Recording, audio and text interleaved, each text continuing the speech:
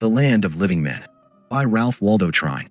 Copyright 1910 by Ralph Waldo Trine. A foreword.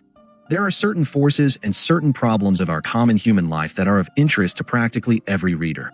The attaining to an habitually happy or peaceful state of mind, the development of personal power or attractiveness, of feature or of form, of physical or of spiritual attractiveness, the gaining or the regaining and the enjoyment of sound bodily health and vigor, the attaining to a state of independence, that the old debt may be paid or the old favor repaid, or that the long-desired, and as we believe, well-deserved good, may be had, or even of being sure of sufficient food and clothing and shelter, that we may be free from want or the uncertainty or the fear of want, that the bill may be paid, and promptly, when the payday returns. And after all, the bread and butter problem is the problem of 99 out of every 100 during this our common journey. Now it is said that people are interested in matters, and in books that deal with matters, that pertain to their individual or personal good or gain, or in books that afford amusement or entertainment, fiction, etc. They are not, it is said, interested, except to a very limited extent, in books that deal with our common relations, social, economic, governmental, in matters of community, village, city, state, and nation. There is truth in this statement, and it is quite natural that we be interested primarily, at least in our present state of development, in matters that pertain to our own personal good or gain. We do not seem to realize, or fully, yet, however, the great individual loss we sustain by our folly in allowing others to do our governing for us, or presumably for us, instead of being long-headed and practical enough to attend to our own affairs along these lines, thereby keeping in our own possession the untold wealth that, through our own negligence or short-sightedness or weakness, now goes annually into the possession of the few who make matters of government, or the manipulation of the agencies and various agents of government, their business, the men who belong to the class, as has been aptly said, that find it highly profitable, not to farm the farms, but to farm the farmers.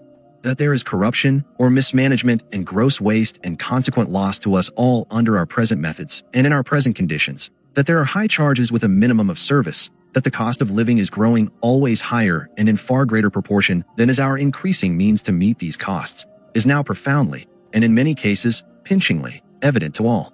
The fault, however, lies in ourselves, and the remedy for this state of affairs is completely and absolutely in our own hands. It is after all a matter that comes home to every individual in a very personal and practical manner as to whether or not he takes an intelligent and active interest in matters of government. The time has come when it is the imperative duty of every man and every woman to become quickly conversant with, and to take an active personal interest and part in these affairs, and any life is but half a life that neglects or that fails in this. Again, the complaint is sometimes entered that so many times books dealing with matters along these lines deal with them in a manner so abstract, so involved, or so academic, that they are not of sufficient interest to draw the average reader to them. And again it is said that some books, most excellent and most valuable in themselves, deal with such limited phases of these matters that scarcely a reader out of 1,000, or 1 out of 10,000, has the time to become conversant with them. That while they are undoubtedly of great value to the special student or worker, they are practically valueless to the average reader. And it is the average reader that in the aggregate determines the conditions and the destinies of all governments such as ours. Realizing the large degree of truth in the foregoing statements, and the great need that calls at the door of each of us, it is the aim in this volume to present in as concrete and as clear-cut, and it must be confessed, as interesting a manner as possible, a survey of the conditions that exist amongst us, some of which are causing us tremendous loss and that are undermining the very foundations of free and efficient government. Also the chief causes of these conditions coming among us, and the agencies still at work quietly and subtly increasing and aiming to perpetuate them, and also methods, some of which have proven abundantly effective in their workings elsewhere, whereby it will be possible to bring an end to these conditions, and to give us those that will serve far better the welfare of the rank and file of our citizenship. In brief, to present in a single volume for the ordinary busy reader, both young and old, certain matters that would not be available in very many cases otherwise. And by way of anticipating a certain type of criticism, let it be said that there of necessity has been no attempt at any exhaustive treatment of any of the matters dealt with. There has also been no attempt at scholarliness, though it is always somewhat of a question as to what scholarliness really is. The concluding chapter of the book, The Life of the Higher Beauty and Power, may be questioned as to its having a place in a book of this nature. It may be a question, though the reader himself will, in the end, be the best judge of this. R. W. T. Sunnybrae Farm, Croton-on-the-Hudson, New York. Contents. I. A dream of things as they are, a vision of things to be too. The conditions, good and bad, but never indifferent, that prevail among us 3. A certain inevitable law that deals with nations and with their people 4. As to government, something that can never be apart from the people except to their great personal loss and their ultimate destruction v. In a great people's movement lies the people's greater welfare and the safety of all their institutions. It is due now 6. Natural resources and public utilities for the public welfare 7. Labor and its unifying power, its strength, its weakness, its greater strength 8. Agencies through which we shall secure the return of an efficient people's government and the return of their rights 9. The great nation, its people, its powers, its possibilities. The greater nation X, some conditions that hold in Britain 11. The life of the higher beauty and power, individual, national. The land of living men. I. A dream of things as they are, a vision of things to be. A dream, or a vision, or fancy, I know not. But it seemed to be amid surroundings unknown before, and yet it seemed very like this world. But there was a difference. To travel one had in thought, but to see oneself in a desired locality, or in the presence of the desired person, and he was there. It seemed to be where one could look for a long distance, yet it was not a hill, and men and women were coming and going. It seemed to be neither day nor night, for one could discern no sun nor moon, neither were there stars, and yet it was light. And I heard heavy trampings as of men clad in coarse-nailed boots. I looked, and presently I beheld the form of a man, but bent, and he looked closely to the ground before him as he walked. Though he seemed tired, weary, and as if he would be glad to lie down and sleep for 1,000 years, yet he seemed to be hurrying along as if he might be late to something. In his hand, he carried a pail, and as I looked I saw others, and still others. Some were coming, some were going. All seemed encased in the same coarse garments. Many were weary, and all seemed bent toward the ground, and all were hurrying along. And as I wondered pityingly, for pity seemed to pervade all things then, there appeared before me one who seemed to come to satisfy my questionings. He was not one of those I was looking upon, although it seemed as if at one time he might have been. His face was as if at some time had known great suffering, but there was now a look of strength and compassion. There was such beauty in his face that I wondered at it all. Moreover, he seemed to know all things and my thoughts as quickly as I knew them myself. I was about to make inquiry of him when he approached nearer and said, "These are of a company numbering many millions upon the earth who do its heaviest and most necessary work. Were they not to go to their work daily, the industries of the world would stop, and great suffering and privation would result. Why do they seem so eager, I thought, and why are they bent so to the ground? Their work is heavy, their hours are long. They have but very little time with their families, for they must work diligently and faithfully while work lasts, for later on work stops, and for some, for weeks, and for some, for months, there is no work, and their pay were they to work every day in the year is not enough to keep them in comfort. But why, I thought, and I contemplated the vast millions made from industry even in my country every year, is their pay so small?" He smiled, but he did not answer my thought, and I knew not at the time why he smiled and said nothing. While I was meditating upon all this, I heard a great commotion as if outside of great gates, and I heard voices and the cries of excited men by the score. My companion said, "They are men out of work. A few are to be taken today, though it will be scarcely one from a score, and the others will tramp on as they have for many weary days to other works." Scarcely had the noise subsided and the eager multitude of men gone on its way when I heard excited and angry shouts. I looked and beheld a man not yet in the prime of life. His face was haggard and white, and as he ran he was followed by a crowd of shouting and excited men and boys. I heard a dull sound, and then I saw a stone fall to the ground, and one corner of it was wet and very red. I saw the man stagger and fall forward, and from the back of his head blood flowed. A woman rushed from the crowd. "It's John. I feared the look in his eyes this morning." She kissed the white face, and with her lower skirt wiped the bruised and bleeding head. And the child she carried in her arms looked on in wonder. Then I heard the clang of a gong and horses' hoofs striking the hard pavement, and as the rapidly gathering crowd separated I noticed that the man's form was very thin. My companion said, "Long out of work and with hungry mouths to haunt him, he has stolen bread. It's common." And I saw.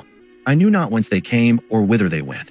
A large company that seemed to be neither men nor women, for they were not grown, nor were they erect. They did not seem to be children, for they had neither children's faces nor movements. "These were children," said my companion, "put to work before their time. Some are old and broken now, and those still young are scarcely able to keep up in the race, and from them a brood still worse will come. But there are not so many," I ventured. "In your country alone there are at this moment nearly 2 million.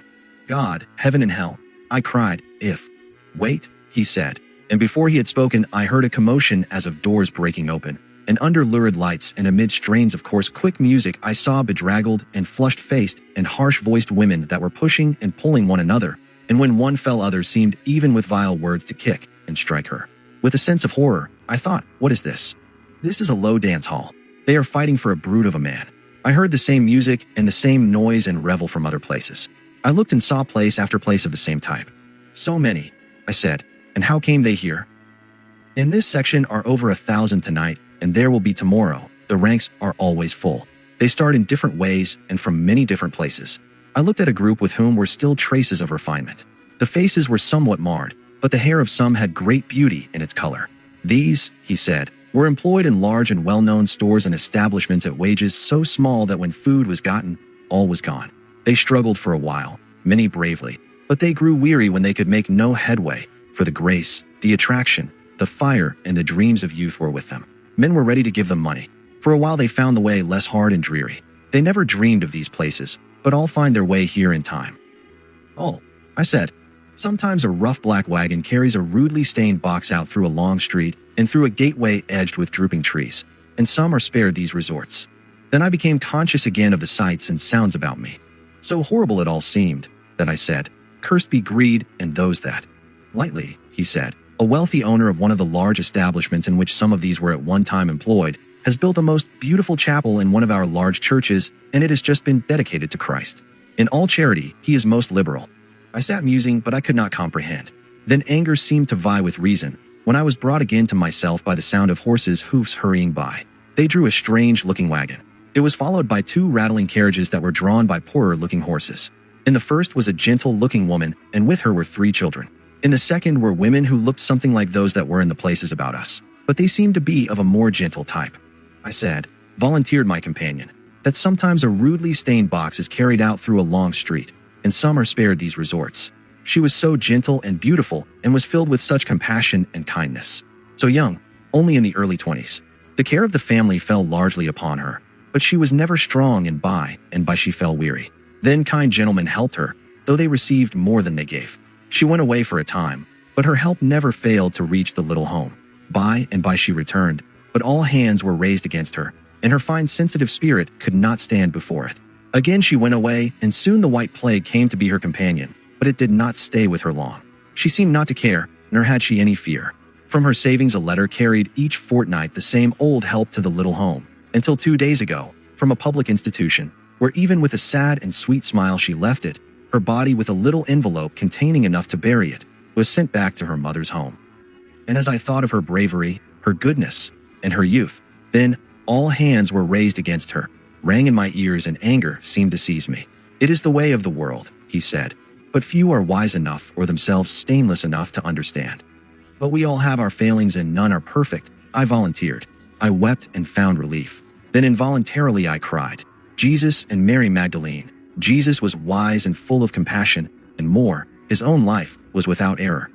And as I pondered and repeated to myself his words, my companion seemed to be forgetful of my presence and stood looking out into the space before us, while a strange expression covered his face. I looked at him but said nothing. Presently, and without any other movement, even of the head, he placed his hand upon my forehead and said, "Yonder." My surroundings seemed changed, and it was not as on the earth. I looked and beheld a company in very white garments, and in their midst was one who seemed as if she had come a long distance, for she walked as if weary, and as she turned her face I saw that it was sad, and yet not sad, for joy was in it. And 2 were leading her by the hand, and they went along a path that was very bright, and that became brighter as they went. And there walked beside them one whose form was not that of a woman, and he was clothed with a greater light. I wondered upon it all, and when I perceived again, I saw that some were seated, and others were reclining as on a bank. Then he whose form was not that of a woman bent over and kissed the forehead of the one, and I saw him no more. Looking again, I could no longer distinguish from the others the one that had been led, and I thought, she must be rested now. And immediately they seemed to be joined by hosts of others, and among them were little children and young men and maidens, but I saw no age there.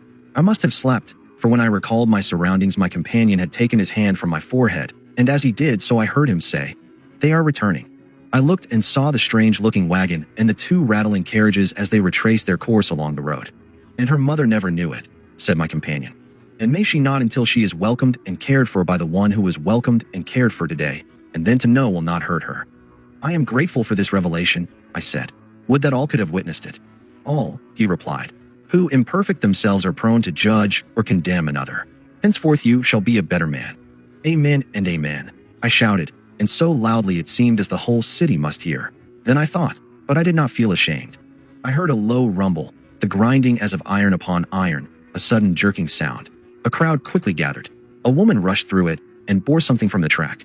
There was blood upon the track. The form was limp and blood trickled down upon her dress.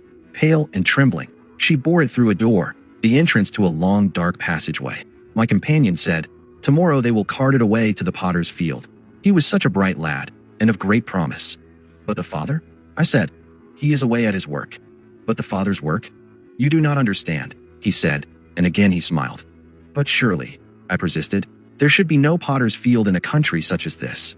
In your own great city, he said, 1 in every 10 is buried in the potter's field. This year many thousands will be hauled there. It is the last indignity the poor fight against, but the living must have bread, and they cannot help it. The crowd still looked at the blood upon the track, but the car had moved on.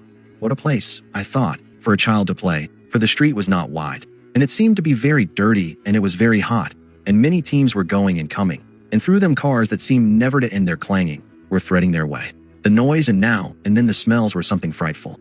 Look about you, he said. I looked, and in the one block there were over 100 children at play. Why do they play here? Why do they not go to the parks, and to the prairies about the city, and out into the country? And again he smiled, and said nothing. The air was close, and it seemed as if we were in some strange place underground where there was no light nor air, only noise and commotion and smells indescribable. And I saw a little cortege similar to the one we had seen before, but it was longer as it threaded its way along. Another victim of the plague. The plague. The white plague. This time it is a mother. She worked until a few days ago. Last year the father went with it, and 2 children. 3 are left. In the same tenement over a dozen have gone with it in a third as many years. This is its home. These houses, these rooms were built for it. From here it spreads itself throughout the city.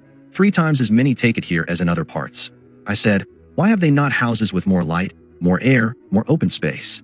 And again he smiled, and said nothing. It seemed as if my brain were on fire, and I longed for full breaths of pure air. We must change, said my companion, and turning he led the way.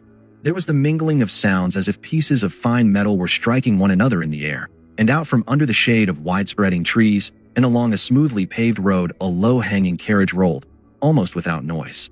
In it were 4 men. All looked so comfortable, so big, and so well-to-do.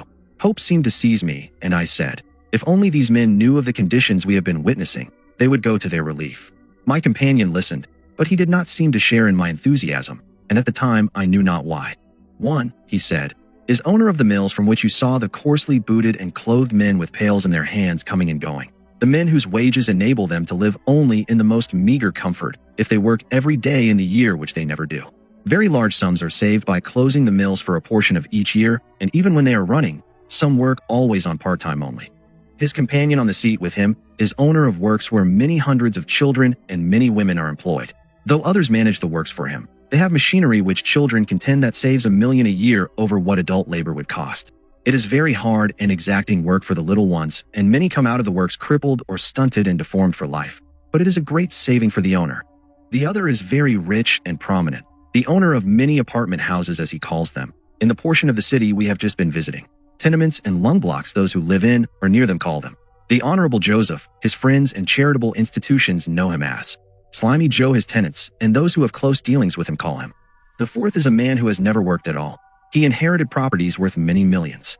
Managers attend to these and collect his incomes. Among them are many extensive railroad properties. His father was known as the great corruptionist. His managers follow in his father's practices. He is a lavish spender and loves sport. Though large and strong-looking, he is never well. But all the rich are not like these, I volunteered. By no means, he replied. These are only the parasitic, the little-minded rich, those whose God, whose religion, whose life is greed, and who know no more. But their name is legion, though they are never happy, never at peace. But remember always that there is that large company of the splendid rich, to whose masterly ability and to whose devotion to the good of their kind and of the nation's welfare, and many times in a manner so quiet and unobtrusive that it is scarcely known by the public at large, great debts of admiration and gratitude are due. To condemn, or to judge indiscriminately, is a mark always of the little mind. The people, I cried, musing on the great inequality that seemed to haunt me. The people at present are the fools of the nation. They do not think. They have little imagination, scarcely enough to know their power. Though they are 90 out of every 100, they stand like idiots raving at the conditions that they, through their own lack of initiative or too selfish devotion to their own affairs, have allowed to come about. Until the people rule in their own affairs, they will be ruled by the few cunning ones who will do so always to their own selfish personal gain. It is a part of human nature that those who know aught of the world's history should know full well by this time. With the people rests the redemption as well as the future welfare of all, and some day. And a strange light passed over his face, and he seemed filled with great emotion, but did not finish his thought. Presently, he continued, a large hospital that many of the rich help support was destroyed some days ago, and a great charity ball is being given to help rebuild it. They are on their way to it now. A little later, as you look in upon it, you will see women, wives and daughters of these, and others, clad in garments costing almost fabulous prices, and decked with jewels and gems sufficient in value to feed and clothe the portions of the city we have just been in for years. I will point out to you a young man who has recently come into possession of over 30 millions, who has never done a useful day's work in his life, and who perhaps never will. I will point out to you a lad of but 12 years who upon his father's demise will fall heir to properties worth over 100 million, all made from values created by the people of the city where his properties lie. Among those whom you will see tonight, you will notice many most vulgar in their excessive display, and others gross and vulgar in their appearance, for excessive wealth makes gluttons and abnormals of many. And when you see the haughty, self-important air on the part of many, remember it is merely one of the weaknesses of human nature to which the excessively rich are easy victims, and that it will be more than balanced by the presence of many admirable and sensible people who will be there tonight. There are few of the very rich and none of the excessively rich that do not pay heavy penalties for their abnormal hold on life, the same as the excessively poor. In this they are alike. Rejoice that you are of neither, and use the knowledge you have gained for the good of both. With the common people their redemption lies. I thought on the times when to my questions he smiled and said nothing, and then I seemed to understand clearly. With the people, repeated my companion, as he placed his hand lightly upon my head. I seemed for a while to be absorbed, yet not in thought, and certain things seemed evident to me then that I had not understood before. Presently I perceived that I was alone, when a strange fascination took possession of me, and it holds me still. 2. The conditions, good and bad, but never indifferent, that prevail among us. We are accustomed to looking upon ourselves as a great and a very prosperous people. The people of other nations are accustomed to looking upon us in much the same light. We should be a very great and uniformly prosperous people, and the reasons indeed are many. As a nation, we have had advantages and opportunities that have never been equaled, perhaps, in the world's history. We have been free from the caste systems and certain progress-strangling customs of the old world countries. We have enjoyed from the beginning practically full civil and religious liberty. We started free from that dreary, grinding, hopeless, drink-impelling poverty that is the bane and the curse of so many of the old world countries. We have had almost universal free educational opportunities for our boys and our girls, for our young men and our young women, and even for the older when they have so chosen. Our natural products from soil and stream and mine have been almost fabulous in their returns. We should be a uniformly free and happy and prosperous people. But we are not uniformly free, happy, nor prosperous. For all practical purposes, we do individually as well as collectively enjoy civil freedom. But he who is not economically free is in a slavery of the most haunting and endeavor-crushing type. And several, around 10, millions of our people are in a state of chronic poverty at this very hour. Almost 1 out of every 8. Or, to make full allowance, 1 out of every 10 of all our people are in the condition where they have not sufficient food and clothing and shelter to keep them in a state of physical and mental efficiency. And the sad part of it is that large additional numbers most appalling for such a country as this, are each year, and through no fault of their own, dropping into this same condition. And a still sadder feature of it is that each year increasingly large numbers of this vast army of people, our fellow beings, are unwillingly on their part, and in the face of almost superhuman efforts to keep out of it till the last moment, dropping into the pauper class. Those who are compelled to seek or to receive aid from a public or from private charity, in order to exist at all, already in numbers about 4 million, while increasing numbers of this class, the pauper, sink each year, and, so naturally, into the vicious, the criminal, the inebriate class. In other words, we have gradually allowed to be built around us a social and economic system which yearly drives vast numbers of hitherto fairly well-to-do, strong, honest, earnest, willing and admirable men with their families into the condition of poverty, and under its weary, endeavor-strangling influences many of these in time, hoping against hope, struggling to the last moment in their semi-incapacitated and pathetic manner to keep out of it, are forced to seek or to accept public or private charity, and thus sink into the pauper class. It is a well-authenticated fact that strong men, now weakened by poverty, will avoid it to the last before they will take this step. Many, after parting with everything they have first, break down and cry like babes when the final moment comes, and they can avoid it no longer. Numbers at this time take their own lives rather than pass through the ordeal, and still larger numbers desert their families for whom they have struggled so valiantly. It is almost invariably the woman who makes her way to the charity agencies. The public and private charities cost the country during the past year as nearly as can be conservatively arrived at, considerably over $200 million. Moreover, a strange law seems to work with an accuracy that seems almost marvelous. It is this: notwithstanding the brave and almost superhuman struggles that are gone through with, on the part of these, before they can take themselves to the public or private charity for aid, when the step is once taken, they gradually sink into the condition where all initiative and all sense of self-reliance seems to be stifled or lost. And it is only a rare case now and then that they ever cease to be dependent, but remain content with the alms that are doled out to them. Practically never do they rise out of that condition again. Talk with practically any charity agent or worker, one with a sufficiently extended experience, and you will find that there is scarcely more than one type of testimony concerning this. And as this condition gradually becomes chronic and endeavor and initiative and self-respect are lost, a certain proportion then sink into the condition of the criminal, the diseased, the chronically drunk, the inebriate, from which reclamation is still more difficult. There are reasons for these conditions coming about, and one reason chief among them all, that we shall consider most fully in its proper place. First, however, let us look still more minutely into the conditions of the type we have been considering, that we may have before us facts sufficient in number and in power to impel us to an examination of the causes which have brought about these conditions. As has been stated, there are at the present time around 10 millions of our fellow beings living in a state of poverty, that is, without sufficient food and clothing and shelter to keep them in a first-class condition even as animals are kept, to keep them in a state of efficiency to compete in the struggle for work, and when at work, the rush and the strain in many centers has become so great and the competition for even a mere livelihood so keen, that no one can afford to be even for the shortest period in anything but a state of full and complete efficiency. The above estimate is based, among others, upon the careful estimates made by Mr. Robert Hunter in that admirable book, Poverty, and has been formulated from a very wide range of statistics and facts and observations. Moreover, as this estimate has been made only on the basis of the distress which manifests itself, such as pauper burials, yearly evictions, the numbers applying for public charity, the vast armies out of employment for some portion of the year, it must be most clearly evident that there is a very large additional number who are in great need, many in dire distress, who suffer keenly but bear it bravely, and suffer and struggle on, without its ever becoming evident to the world. After stating that in 1903, 20% of the people of Boston were in distress, in 1899, 18% of the people of the New York State.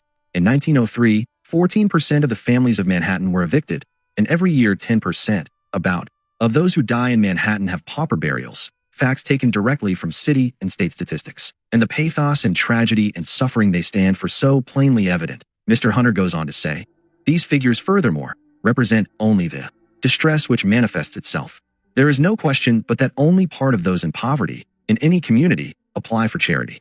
I think anyone living in a settlement will support me in saying that many families who are obviously poor, that is, underfed, underclothed, or badly housed, never ask for aid or suffer the social disgrace of eviction.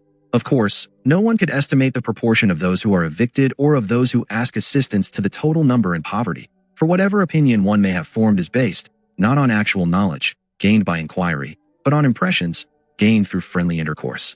My own opinion is that probably not over half of those in poverty ever apply for charity, and certainly not more than that proportion are evicted from their homes.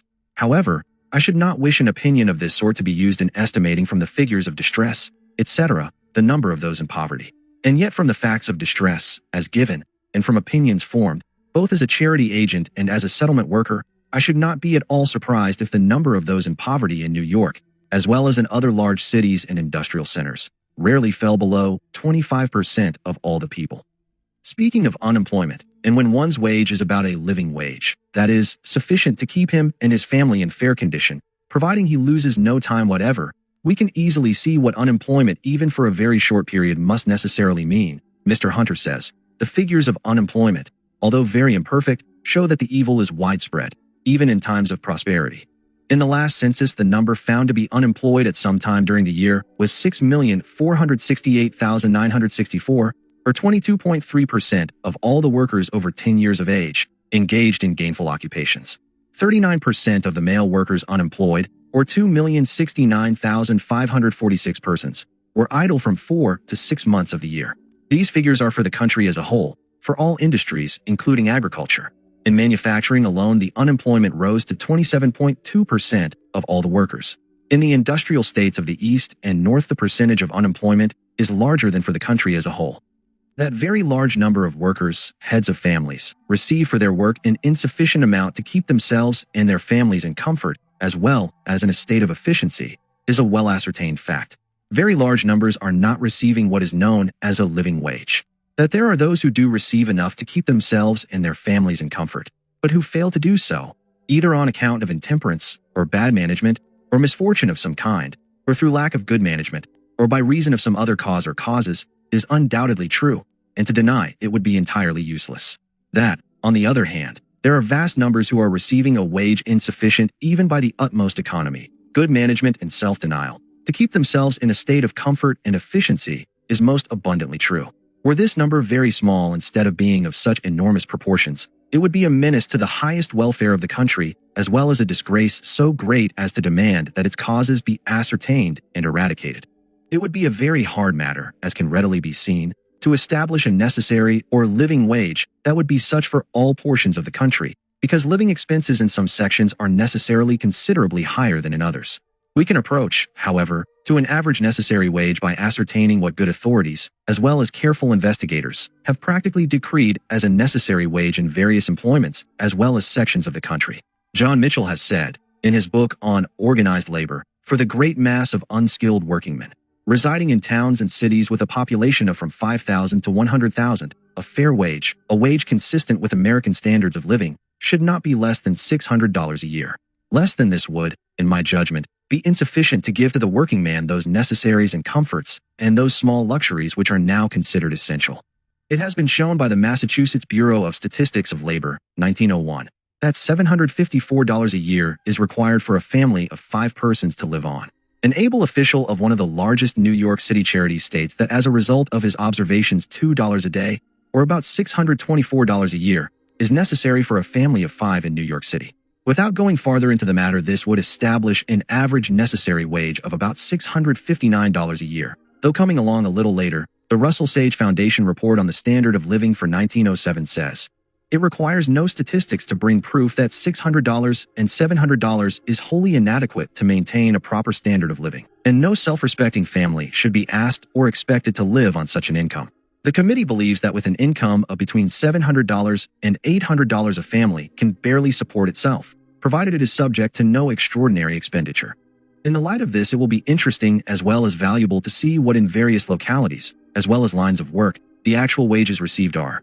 The census of 1900 shows that the average yearly earnings of each of 5,308,406 persons engaged in manufacturing was $437.96. The previous census, that of 1890, showed that it was $444.83 per worker. This slight difference, the Census Bureau says, was only an apparent one, due partly to the exclusion of high-salaried foremen and managers from the returns of the census of 1900, partly due also to the more complete returns of the lower-paid labor in the South. The following table, the Census of 1900, subdivides the census compilation for a number of cities as follows. In the 10 largest cities, the average number of wage earners was 1,412,831, and the average yearly wages was $489. In the 154 next largest cities, 1,599,033, and its average yearly wages $445. Outside these cities, 2,294,279, and the average yearly wages $400. For this number of wage earners, a little over 5 million, the average wage, therefore, was in round numbers, $445. Dr. Peter Roberts says that the average yearly wage in the anthracite coal district is less than $500, and that about 60% of the workers receive less than $450. The federal census for 1900 states that 11% of the male workers over 16 years of age employed in the New England cotton mills received a rate of pay amounting to less than $6 a week, about $300 a year. This, it must be noted, was their rate of pay, that is, what they would have earned had they worked every day in the year, hence not the actual wage received. In the middle states, nearly a third of all the workers are receiving a rate of wages less than $300 per year, and in the southern states, considerably over half, 59%, are receiving less than this amount. When the time that they cannot work is taken out, we can readily see what this amount means. In many cases, it means at least 1/4 less in actual wages received. From this, we are able to get some idea of what the needs of some millions in the country are compared to what they are able actually to receive to meet these needs.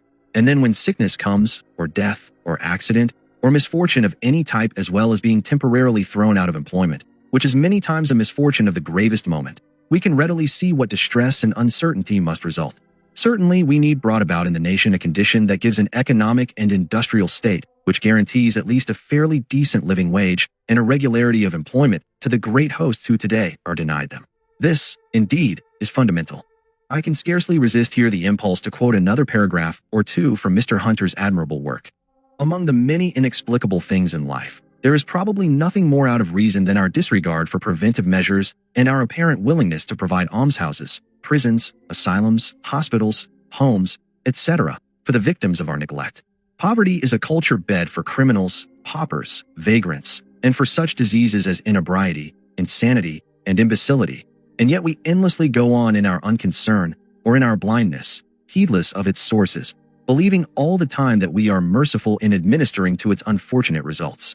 Those in poverty are fighting a losing struggle because of unnecessary burdens which we might lift from their shoulders, but not until they go to pieces and become drunken, vagrant, criminal, diseased, and suppliant do we consider mercy necessary. But in that day, reclamation is almost impossible. The degeneracy of the adults infects the children, and the foulest of our social miseries is thus perpetuated from generation to generation. From the millions struggling with poverty come the millions who have lost all self-respect and ambition, who hardly, if ever, work, who are aimless and drifting, who like drink, who have no thought for their children, and who live contentedly on rubbish and alms. But a short time before many of them were of that great, splendid mass of producers upon which the material welfare of the nation rests. They were in poverty, but they were self-respecting. They were hard-pressed, but they were ambitious, determined, and hard-working. They were also underfed, underclothed, and miserably housed. The fear and dread of want possessed them. They worked sore, but gained nothing. They were isolated, heart-worn, and weary. It is true, as can be readily established, that during the past few years there has been on the whole an increase of wages, though by no means in all cases. But at the same time, through various other combinations of economic causes, there has been an increase in the prices of the various commodities as well as actual necessities of life, many of which have been enormous and out of all keeping with whatever advance there has been in wages. According to the Dunn Mercantile Agency report on March 1, 1906, the cost of living for the entire country was then the highest it had been during the 30 years it has kept a record, and since that time it has gone forward by leaps and bounds.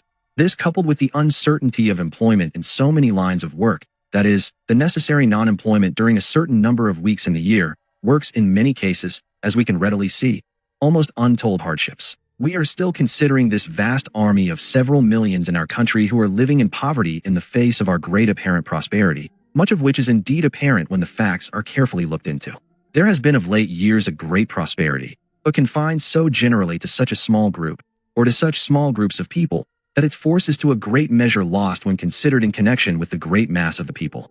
The number of propertyless persons, that is, tenants, in a state or country, is many times a good criterion of the real standard, or rather the diffusion of its prosperity. The census returns for 1900 show that 8,365,739 families, or 54%, do not own the homes in which they live, that is, they are continually paying rent. Those owning and occupying mortgaged homes were 2,196,375, while those living in homes that were wholly and actually their own were 4,761,211, or but 31% of the total number of families in the country. Of course, the number of families owning their own homes is much smaller in the cities than in the smaller towns. In several of our larger cities, probably 99% of the wage earners do not own the homes in which they live, but are each year paying out, sometimes as much as 40% of their earnings, in rent. I have seen it estimated that the amount paid in rent and in interest on mortgaged homes is at least $2 billion per year, less the amount paid in taxes. And this vast amount is annually transferred into the pockets of 10% of the population, the rent paid for property used as homes only. The last federal census shows the following percentage of homes rented in the various cities enumerated. Boston, 61.1. Chicago, 74.9. Cincinnati, 79.1. Fall River, 82.0. Los Angeles, 80.6. New York, Manhattan 94.1, Philadelphia 77.9. In 160 cities, of at least 25,000 inhabitants each, the average number of tenants is 74 in every 100. When we consider the great number of families whose wages or incomes are scarcely sufficient to keep them above continual want, or in other words, above the poverty line, and then only when they are working every workday of the year we can see what havoc is wrought when any extra calls are made or burdens thrown upon them, when sickness or accident comes or death takes place, either on the part of the breadwinner or in his family. When one is receiving just a living wage, or as in so many cases, less than a living wage, it means untold hardship when any of these come. This undoubtedly is one of the great agencies that keeps a large number of this great army in poverty. The frightful killings and maimings that are continually going on in connection with our railroads and various other large industries. And we are the most backward country in the world in our gross neglect in compelling greater safety and care, is also responsible for untold hardship and suffering. To show how dangerous and uncertain the work of a railway employee is, the following facts will indicate. The Interstate Commerce Commission for the year 1902 reported among employees 53,493 injured or killed, among passengers 7,028, other persons 12,729, with a total of 73,250. These figures are indeed scarcely believable. And in the previous year, out of every 399 employees, one was killed, and 1 out of every 26 was injured. The trainmen, engineers, firemen, conductors, brakemen, etc., are the greatest sufferers. Among these, 1 was killed for every 137 employed, and 1 was injured for every 11 employed. It is indeed difficult to believe that in this day and age such slaughter, and much of it so unnecessary, is permitted to go on year after year. And strange as it may seem, the railroad owners or managers resist, and resist most powerfully, practically every attempt that is made to compel them to adopt various, and many times well-known safety devices. The accident bulletin issued by the Commission for the 3 months ending March 31, 1906, shows the total number of casualties to passengers and employees to be 18,296, 1,126 killed, and 17,170 injured. In closing, the bulletin says, the most disastrous accident reported in the present bulletin, a collision causing 34 deaths and injuring 24, was due to the striking failure of the train dispatching system. A telegraph operator at a small and lonely station, who had been on duty all day and more than half the night, fell asleep, and on awakening misinformed the train dispatcher as to what had occurred while he was asleep. It is pertinent to observe that the block system repeatedly advocated by the Commission is the true means that ought to be adopted for such distressing disasters as that reported in Accident Bulletin No. 19, just made public. These injuries to railway workmen are more serious than it first appears, for very few of the men who are injured are over 35, and most of them are in the 20s. This period, between 20 and 35, is the most important period of a workman's life. It is the time when he is of utmost value to his family, since the children are still too young to take up the support of the family. The responsibility of the railroads for poverty resulting from injuries or casualties is of 3 kinds at least. First, in many cases they overwork their employees. Dr. Samuel McCune Lindsay says, emergencies frequently occur due to accidents or condition of weather when men may be required to work continuously from 20 to 30 hours. And, in exceptional cases, men have been continuously at work in train service for 36 hours. Second, many railroad systems have resisted and violated the law compelling them to put on automatic couplers, and they are now fighting the introduction of the block system, both of which improvements are designed to prevent accidents and injuries. Third, in case of accidents, company physicians and lawyers hasten immediately to the place of the accident, and, if possible, persuade the workmen to sign contracts by which they agree, for some small immediate compensation, to release the company from any further liability. I have known many cases where workmen have, for a few dollars, signed away their rights to sue when their injuries have been as serious as the loss of a leg or arm. In the 17 years ending June 30th, 1902, 103,320 persons were killed and 587,028 injured by the railway industry. Poverty. Robert Hunter, page 38. Of the anthracite regions, Dr. Peter Roberts, who has made a very careful study of the industrial and social conditions there, says, nearly half the employees have no provision for either the incapacitated through accident or for the maintenance of widows and orphans when death befalls those who provide for them in this hazardous calling. Many operators display generosity worthy of emulation. Others manifest criminal indifference to the sufferings of employees and their families because of accident. To leave these men to the mercy of overbearing operators in case of injury and death is unworthy of the civilization of the century in which we live. From these facts and figures, we can see what a large number of semi-incapacitated, and in case of the death of the breadwinner, what a large number of practically dependent people are thrown each year upon the public for support, or who have to accept the condition of the pauper. We have much to learn from the German system in this respect. As a result of statistics gathered in connection with its splendidly growing insurance systems, for old age, accident, sickness, infirmity, it has made an effort to find out who is responsible for the suffering and to demand accordingly compensation for the injured. In other words, it has fixed not upon the individual, who is many times entirely helpless in regard to the matter, but upon industry and upon society the responsibility for much of its poverty and attendant suffering. It found that 80% of all accidents in industrial lines were due to the professional risks of industry itself, and as a consequence the industries of that nation must bear the cost of these accidents, and not the workingmen themselves. How different from our almost barbarous conditions in this respect. Certainly, the criminal negligence of the railroads as well as other great lines of industry in this terrible and to a large extent preventable slaughter, at the cost of slightly reduced dividends only, is indeed appalling, and is equaled only by the stupid negligence of the public in allowing it to continue. A change will come, however. Sickness means far more to the wage earner than to any other class, and for two, if not indeed for more, reasons. In the first place, the loss of the wage if it be the wage earner, or the increased expenses if it be one of his family, means immediate hardship where there is no reserve power, as in such large numbers of cases where one is receiving just a living wage there cannot be. And in the second place, the care and attention that can be secured are not at all equal to those that can be had by the more well-to-do. Especially is this true when so many hundreds of thousands are compelled to live in the types of tenements landlords are permitted to extract their rent from. But this is again the result of our general economic condition, for people would not live in these, some would, but very, very few, if their incomes or wages permitted them to live in quarters any better. These conditions to a great extent are responsible for that slowly devouring, subtle, but most deadly modern plague among us, tuberculosis, sometimes called the Great White Plague. It will in this 12-month claim in New York City alone not less than 15,000 of its people, in the United States not less than 150,000, in the world over 1 million. And yet it to a very great extent is an entirely preventable disease. Social and economic conditions far below what they might be are to a very great extent responsible for its never-diminishing prevalence.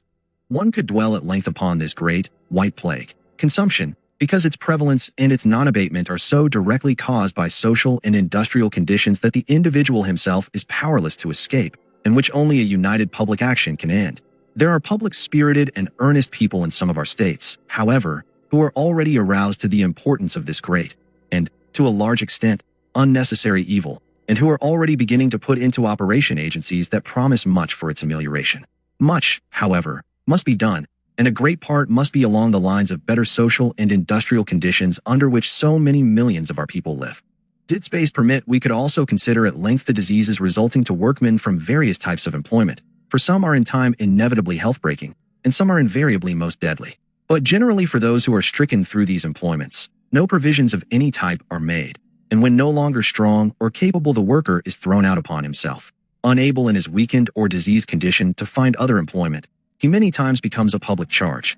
Parasitic employments, with no further responsibilities for those whose health they undermine, are all too common in this day of enlightenment. The public must demand greater protection from and responsibility on the part of these. Mr. John Graham Brooks, in his admirable work, The Social Unrest, has spoken most strongly of that frightful list of stricken laborers that are now thrown back upon themselves or their families with recompense so uncertain and niggardly as to shock the most primitive sense of social justice. Speaking of what comes under the head of accident injuries in connection with the progress of German insurance, Mr. Brooks further says, previous to the accident insurance in Germany, it was thought that there might be 30 or 40,000 injuries due to machinery that would be covered by the insurance. The first investigation showed 3 times this number. When the investigation became more complete, 6 times the number. Most civilized communities outside of America have already made the same acknowledgement by framing new laws that mark an era in a juster social legislation. Undoubtedly, lack of regular employment, sickness, or weakness, combined with the receiving of a mere living wage, which leaves no opportunity to meet any emergency successfully, is responsible for the great proportion of the poverty and resultant pauperism that is in existence in our own as well as in so many other countries today. The uncertainty and darkness that the combination brings into the lives of millions of otherwise strong, honest, hardworking, and withal deserving people is almost indescribable. We make it hard for many a man to be honest and independent and self-respecting, and when with all his magnificent struggles he eventually goes under, We throw the role of the criminal or the pauper upon him and those dependent on him. We have the rush and strain in so many lines of work, the boom and then depression, men rushed and driven and then no work. There is no time for culture and advancement while the rush and strain is on, and the uncertainty of existence. To meet one's honest obligations, and many times the search for work when unemployment comes, leaves no time for culture or advancement, or even for the normal enjoyment of life, which should be in any enlightened country at least a portion of every endeavor. I think one of the saddest and most unjust features of our present-day life is the contemplation of the thousands of thousands who are working from early to late year after year merely to get bread and clothing and shelter for the next day's work. Nothing more, lives void of all art, learning, rest, or hope. Think what a loss it means to even an average standard of citizenship. Think what it means for the future. Think what a thing human life on this basis has become, compared to what it might and should be. I have an infinite respect for that great body of labor striving in the face of such great odds to remain diligent, honest, self-sustaining, fighting continually to retain their places as self-supporting members of the community, and to give whatever opportunities they are capable of giving to their children. This vast army of heroes in the common life, the highest type there is. Many of them, however, on account of sometimes shabby clothes and a less prosperous appearance, are looked down upon by many more well-to-do and better kept, but who in a similar test would fall far below them in the measure of heroism. There is a very direct connection between uncertainty of employment and increased vagrancy and increased crime, especially theft and those things pertaining thereto. This is always noted in connection with any unusual industrial depression, and also in lesser degree in connection with the closing down of any particular work or works. We allow to be built up an economic and industrial system that makes it hard and next to impossible for a man to be honest, self-supporting, and therefore self-respecting, and then punish him for it. Several years ago, the case of a workman and his connection with the Associated Charities in Boston came under my observation. He was a strong, splendid type of man, driver of a team in connection with one of the large lumber firms. One day, in handling a load of heavy timbers, through some mischance, his shoulder was dislocated and he was laid up for some weeks. His family consisted of a wife and 3 children, one of them a babe. They lived in 3 neatly kept small rooms in a section of low-priced tenements. As soon as his little reserve power was exhausted, in order to keep above want, they had to apply for aid to the charity organization. When he was finally capable of resuming work, it was found that his place had been filled by another. I have known this man to get up and be out of his house long before light, and with practically nothing for breakfast, regularly day after day for several weeks, in his vain endeavor to find work. Wherever he could get track of any possibility of work, he was there early among those seeking the same. He was not a shiftless man, caring little whether he had work or not, but a strong, sober, earnest man who felt the responsibility of the family dependent upon him. This weary, fruitless search for work is a tale that is repeated over and over every day in any large center. Some time ago, it was my privilege to sit with a friend, a municipal judge in the borough of Brooklyn, as he dispatched his daily round of cases. There were numbers whose troubles could be traced directly to a lack of regular employment. Among them was an unusually strong, splendid-looking man, of about middle age, a blacksmith by trade. His work had been chiefly in connection with the handling of the large forge pieces that form part of the work of various machine shops. Through some shifting of forces, he was not a man who drank. He was thrown out of work.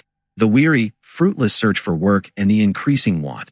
Notwithstanding his splendid physical build, he was a sensitive man, enabled depression finally to take strong hold of him, and after struggling with this for some days, he finally one evening got his bottle of poison and quietly lay down on the kitchen floor to end it all. He was found before the end came, was resuscitated, and the next day was taken before the municipal judge on the charge of attempted suicide. It was indeed pathetic to see this splendid-looking man, dejection and quiet written in every movement and on every feature, careless now as to what disposition would be made of him, having no choice now as to whether it was confinement or freedom.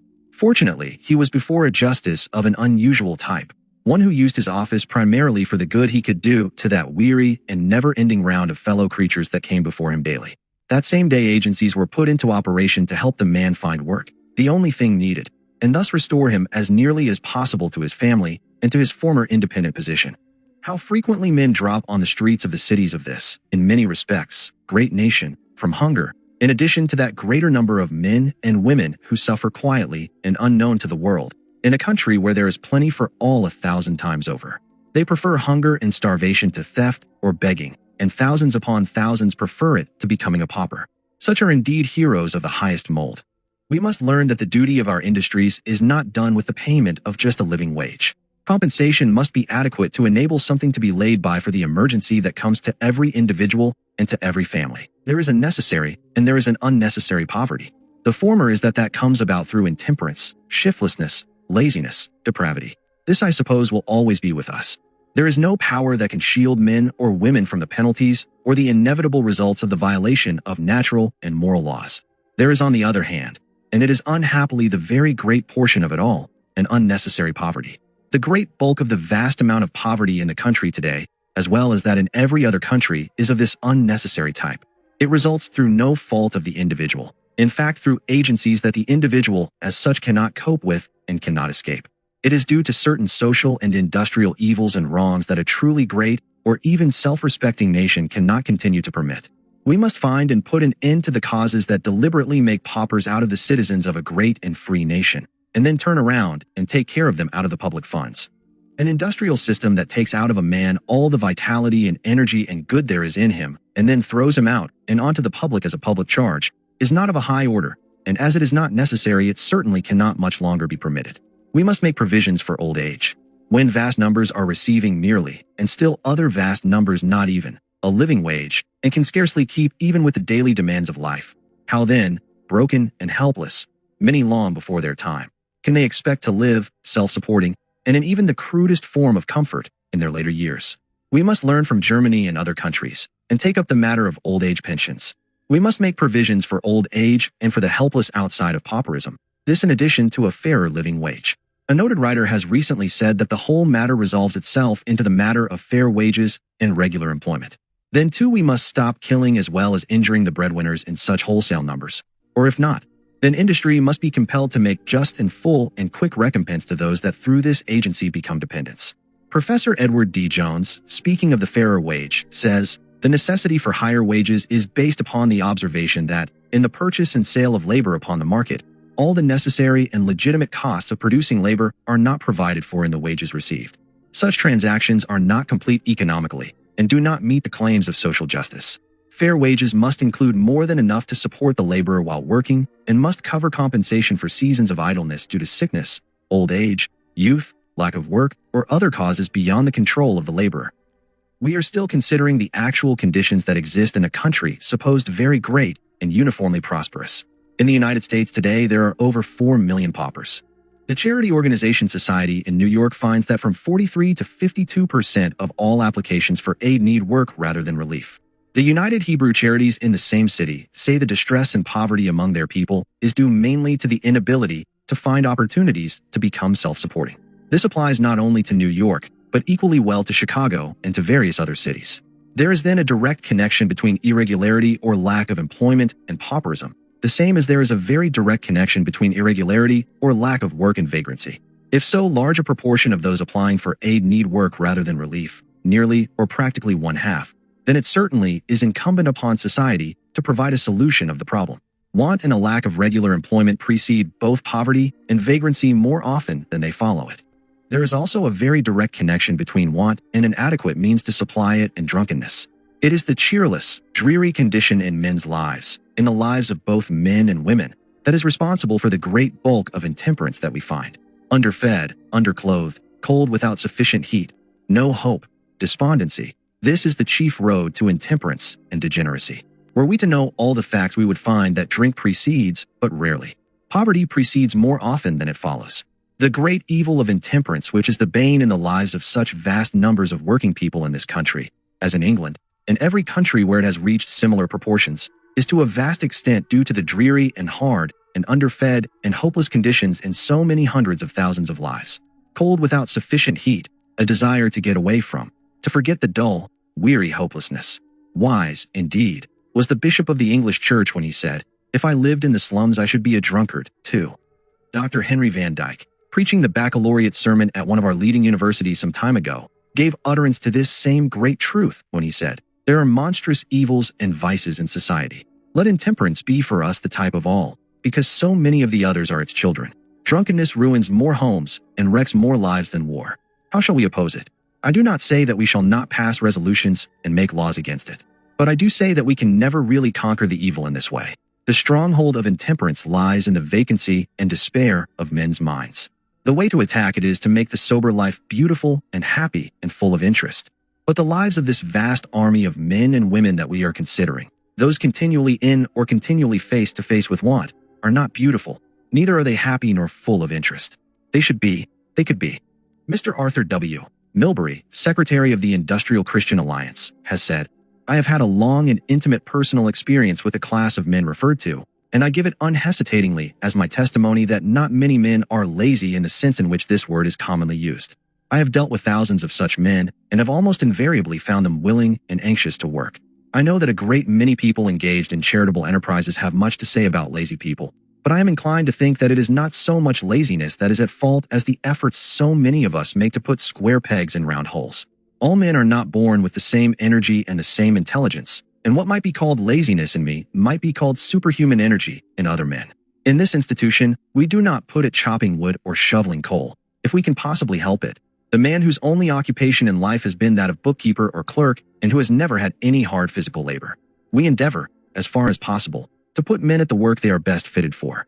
Perhaps this is one reason why our experience leads us not to consider laziness as prevalent a vice as some other people.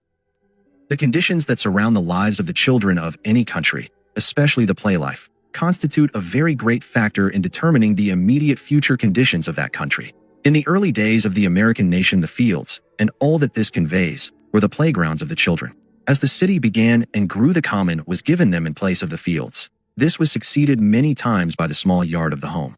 But as the cities have grown and land has become more valuable and population denser and continually denser, the children have been gradually pushed out into the streets, until in Greater New York, for example, the street and all that that means is the chief playground for not less than 500,000 children. This is also true, to a greater or less extent, of certain portions of every great city in the country. The street, with its noises and all of its dangers, its dust and its dirt, and many times its stifling atmosphere, as well as all of its moral dangers, is the playground of at least 7 million of our children today.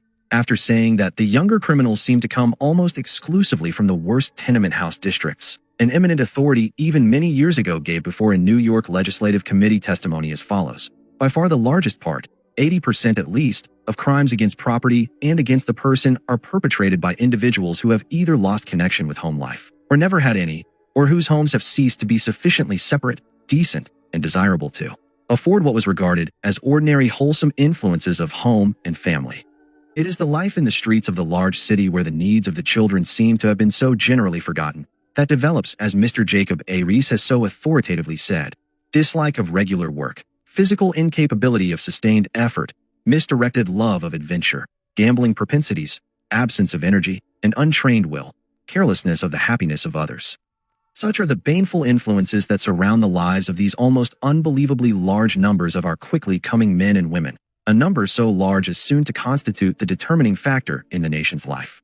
The number of children not in our schools is perhaps much larger than the average person has the slightest conception of.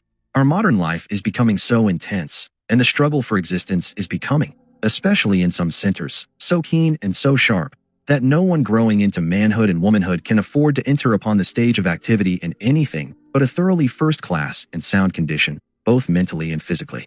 Each should have an equipment of only the very best in a country supposed to be among the best. Nevertheless, there are at this present hour between 1.5 million and 2 million boys and girls under 15 years of age at work in our mills and our mines and various industrial establishments and works of all types. At this point, space does not permit of any enumeration of the conditions under which vast numbers of these children of from 5 to 15 years of age are working, nor any detailed enumeration of the broken condition of so many of them so long before their time, sometimes even before they have entered upon young manhood and womanhood. The cotton mills of the South, many owned or controlled by wealthy northern capitalists, have of recent years brought about a condition of child slavery that was scarcely surpassed by a similar condition in England during its darkest period of child labor so many years ago. The greed for gain, when it once takes possession of a man, is never satisfied, and the only way many times to protect the helpless from the brute is for society itself to stretch forth its strong mandatory arm. In addition to the almost unspeakable evils resulting to the child himself and later to the man and woman, is the competition that this army of child workers throws out against adult labor. And especially is this a matter of no small import when there are continually such large numbers of men and women out of employment, as we have already noted. Greater profits is the one and practically absolute cause, For in this age of modern machinery, the children can many times be hired for a third of the man's normal wage. In view of the facts presented in that much discussed and very suggestive and valuable book, The Present Distribution of Wealth in the United States, published some time ago by Mr. Charles B. Spar, we can scarcely cease wondering that our federal bureaus have not even before this made an effort to find the present drift of matters in this respect in the country. Mr. Spar's findings revealed the fact that even so far back as 1890, considerably over one-third of the families in the United States, or 41%, are entirely propertyless. That's 7/8 of the families hold but 1/8 of the national wealth. And that on the other hand, 1% of the families own more than the entire remaining 99%. Other estimates, including those of Mr. George K. Holmes, an expert statistician employed on the census, revealed facts of a very similar nature. These are indeed not only significant, but most portentous facts. And if the above are the facts as far back as 1890, they have undoubtedly been accentuated with great force since then. For there has been no period in our entire history in which so many great private fortunes have been built up or have been added so powerfully to as that between 1890 and the present time. A well-known man in the financial world, in reviewing some of our present-day conditions, has recently made a statement to the effect that it is only a matter of simple mathematics to ascertain the day, and that only a few years away, when 10 men will be practically owners of the United States. He has indeed much basis, in view of present conditions and the present trend of matters, for this statement. The fact of the matter is that in face of the great and unprecedented growth of wealth in the United States, resulting in large measure from its youth and wonderful natural resources and opportunities, the increase has been so unequal that the vast millions have flowed into the pockets of the few, while the few millions have gone to the lot of the many. The rich have grown richer at a rate and to a degree that is almost astounding, and while it is not true that the poor have on the whole grown poorer, it is true that the increase going to their lot has been so exceedingly small in comparison, in some cases not even sufficient to be noted at all, that practically the same effect has come about. In other words, the increase in general prosperity and of those at the upper end has been out of all proportion to that of the great laboring and middle class. The masses of the people are not getting their just relative increase. Were it not at the risk of dealing too much with statistics and figures, it would be most interesting to calculate and consider the total amount of wealth created each year or each decade, and the amount of it that actually goes to the great mass of the producers of that wealth.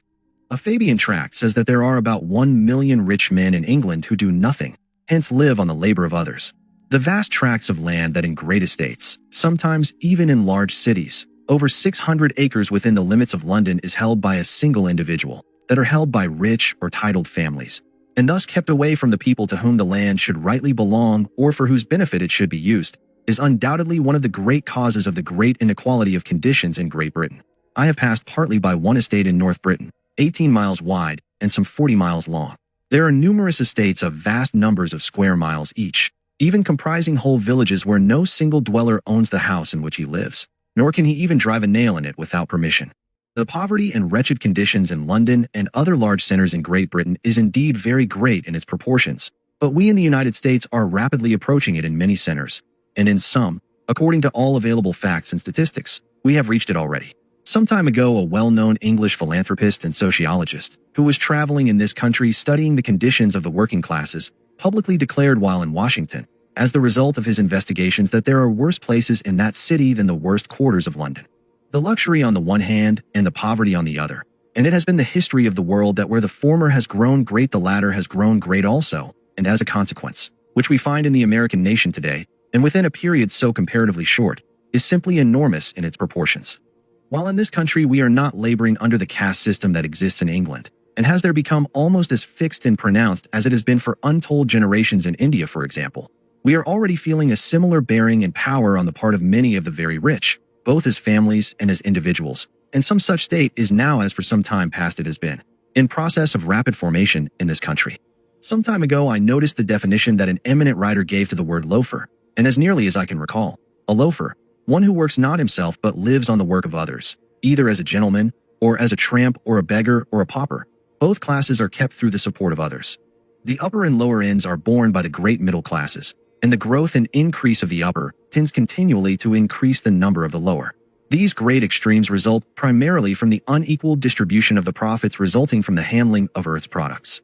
This is the reason of the 1% of the families owning already more than the remaining 99%. It is from this that the smart set comes, sometimes called the brainless set, sometimes the thoughtless.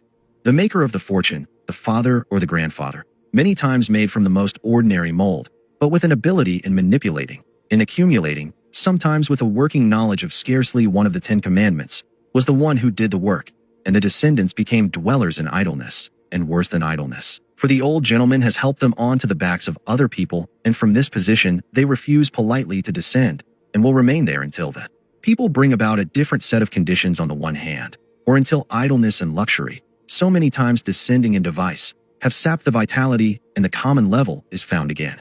It was John Stuart Mill who pointed out the following facts. When men talk of the ancient wealth of a country, of riches inherited from ancestors, and similar expressions, the idea suggested is that the riches so transmitted were produced long ago, at the time when they are said to have been first acquired, and that no portion of the capital of a country was produced this year except so much as may have been this year added to the total amount. The fact is far otherwise. The greater part in value of the wealth now existing in England has been produced by human hands within the last 12 months. A very small proportion indeed of that large aggregate was in existence 10 years ago. Of the present productive capital of the country, scarcely any part, except farmhouses and factories, and a few ships and machines, and even these would not in most cases have survived so long, if fresh labor had not been employed within that period in putting them into repair. The land subsists, and the land is almost the only thing that subsists. Everything which is produced perishes, and most things very quickly. Capital is kept in existence from age to age, not by preservation, but by perpetual reproduction. A great deal of very bad sense and a lack of discriminating thought is shown at the present day in an indiscriminate vituperation of the rich, as if all were of the same class. It is by no means true. They cannot be indiscriminately classed together nor spoken of in the same category any more than various types of business enterprises. Those that though large are straightforward and honorable, and those that seem to be the very epitome of hell in their methods. Among the rich are some of the finest and noblest of our citizenship, and most valuable in the social structure. Moreover, it seems to me that there should be not only no indiscriminate vituperation, but none at all. Whatever blame there is should rightly rest upon those sitting quietly by ourselves, and allowing a system of social and economic injustice and inequality to be built up that enables a few to become so enormously and so drunkenly rich that even they themselves and their descendants suffer from the effects of it. And on the other hand, millions of men, women, and children are reduced to a life of continual poverty and misery through this very inequality that we permit. This in face of the fact that the demands of the people could be made for an economic and industrial justice in a manner so convincing and so compelling that no bodies or groups of men or families, however powerful they may be, however drunk with gain and influence, or however skilled in methods of manipulation, could do anything other than listen to and heed these demands. Not hostility to the rich, a foolish as well as dangerous proceeding, but a fully prepared and determined and never-ending hostility to a political and industrial system that permits a few to become so excessively rich, and hence such unequal and such rapidly growing dangerous conditions. It is not their fault, but ours if we permit these conditions to continue. They are doing only what large numbers of those who condemn them would do under similar circumstances. It is a beautiful little village of 3,000 people. The public common was a joy and a pleasure to all, rich in flowers, in grass, in trees, in birds and song. Some time ago, several influential families turned and now pasture their cows in it. The people through negligence permitted it. The owners of the cows are now using a great abundance of very rich cream. But for the people, the joy of the common is gone. Sometime the people will awake and the cows will be driven from the common and forever. Their owners will never take them out of their own accord. They have grown to love cream dearly. The system is now at fault and must be changed even for the safety and perpetuity of the nation, as well as the welfare of the great mass of the people. As it is now, the great proportion is simply a grist for the few. We make poverty and then bountifully supply, or attempt to supply, relief for it to the sad numbers who despite their most diligent and heroic efforts are cast into it. It is indeed a sort of benevolent feudalism. It has been said, and so truthfully, that the rich and powerful will do anything for the poor but get off their backs. The munificence of our charities and relief works is in one sense a most beautiful feature of our country's civilization. In another sense, it is one of the most horrible shames, in that it registers and still countenances the great mass of the poverty among us, only a small fraction of which is necessary. We spend annually in charity and relief, public and private, over $200 million, and the demands are continually in advance of the ways of meeting them. The demand for relief always keeps considerable in advance of the supply. Such is the testimony of Professor Amos G. Warner in his able book, American Charities. But with it all, we have not yet fully learned the far greater economy of prevention over cure, or attempted cure, in addition to the frightful amount of suffering and misery and degradation that such a system brings to such vast numbers. The following partial illustration may be suggestive. A few years ago in Glasgow, there existed a frightful death rate among the people of a certain portion of the city. The municipal authorities, more quick to act for the people than in similar cases among us, examined into the conditions, found the causes, and demolished the houses in that immediate section and erected new tenements to take their places. The death rate was reduced from 55 per thousand to a little over 14 per thousand. A slum immediately adjoining still had a death rate of 53 per thousand. Here stood two groups of dwellings housing practically the same class of people, one having a death rate of a little over 14 to every thousand, and the other a death rate almost 4 times as great. But for this common-sense action, this frightful and unnecessary death rate would have kept up year after year, and charity and relief would have been taxed both in money and in energy to a far greater extent than the amounts of money and energy that were required to make the surroundings of these people decent, and as becomes a civilized community. The following paragraphs are filled with truth concerning this matter of charity and relief. In its origin, charity sprang from the noblest feeling, that sympathy with others which prompts us to relieve suffering. The impulse to feed the hungry, clothe the naked, and shelter the homeless is wholly creditable. But the modern machinery of public and private charities, supported by taxation or by private funds given out of a sense of obligation, is abominable. All statistics of charitable organizations show that the real trouble with the great majority of the people who seek relief is lack of work. At least 75% of those who are assisted by private charity or public institutions are able and willing to work, if only they could find employment. And the remaining 25%, including the children, the sick, etc., is indirectly the result of the same conditions of lack of work or low wages. Because of inability on the part of parents to make provision for their children, the orphan asylums and industrial homes are overflowing. Because of distress brought on by insufficient nourishment or by living in unhealthy tenements, the hospitals are crowded. Because the sick are poor, they must look for free medical attendance instead of employing a physician. So with practically all the objects of charity, directly or indirectly, the need for help arises from the fact that workers are not able to support themselves by their labor.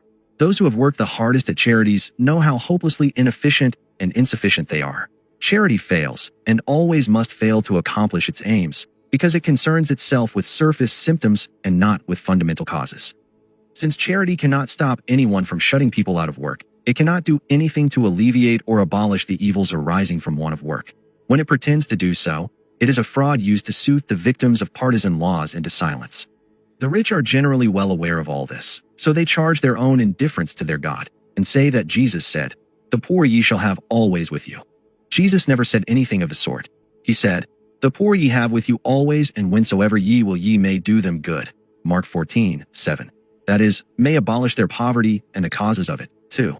I commend to those religious persons the last 4 verses of Revelation. From Free America, by Bolton Hall.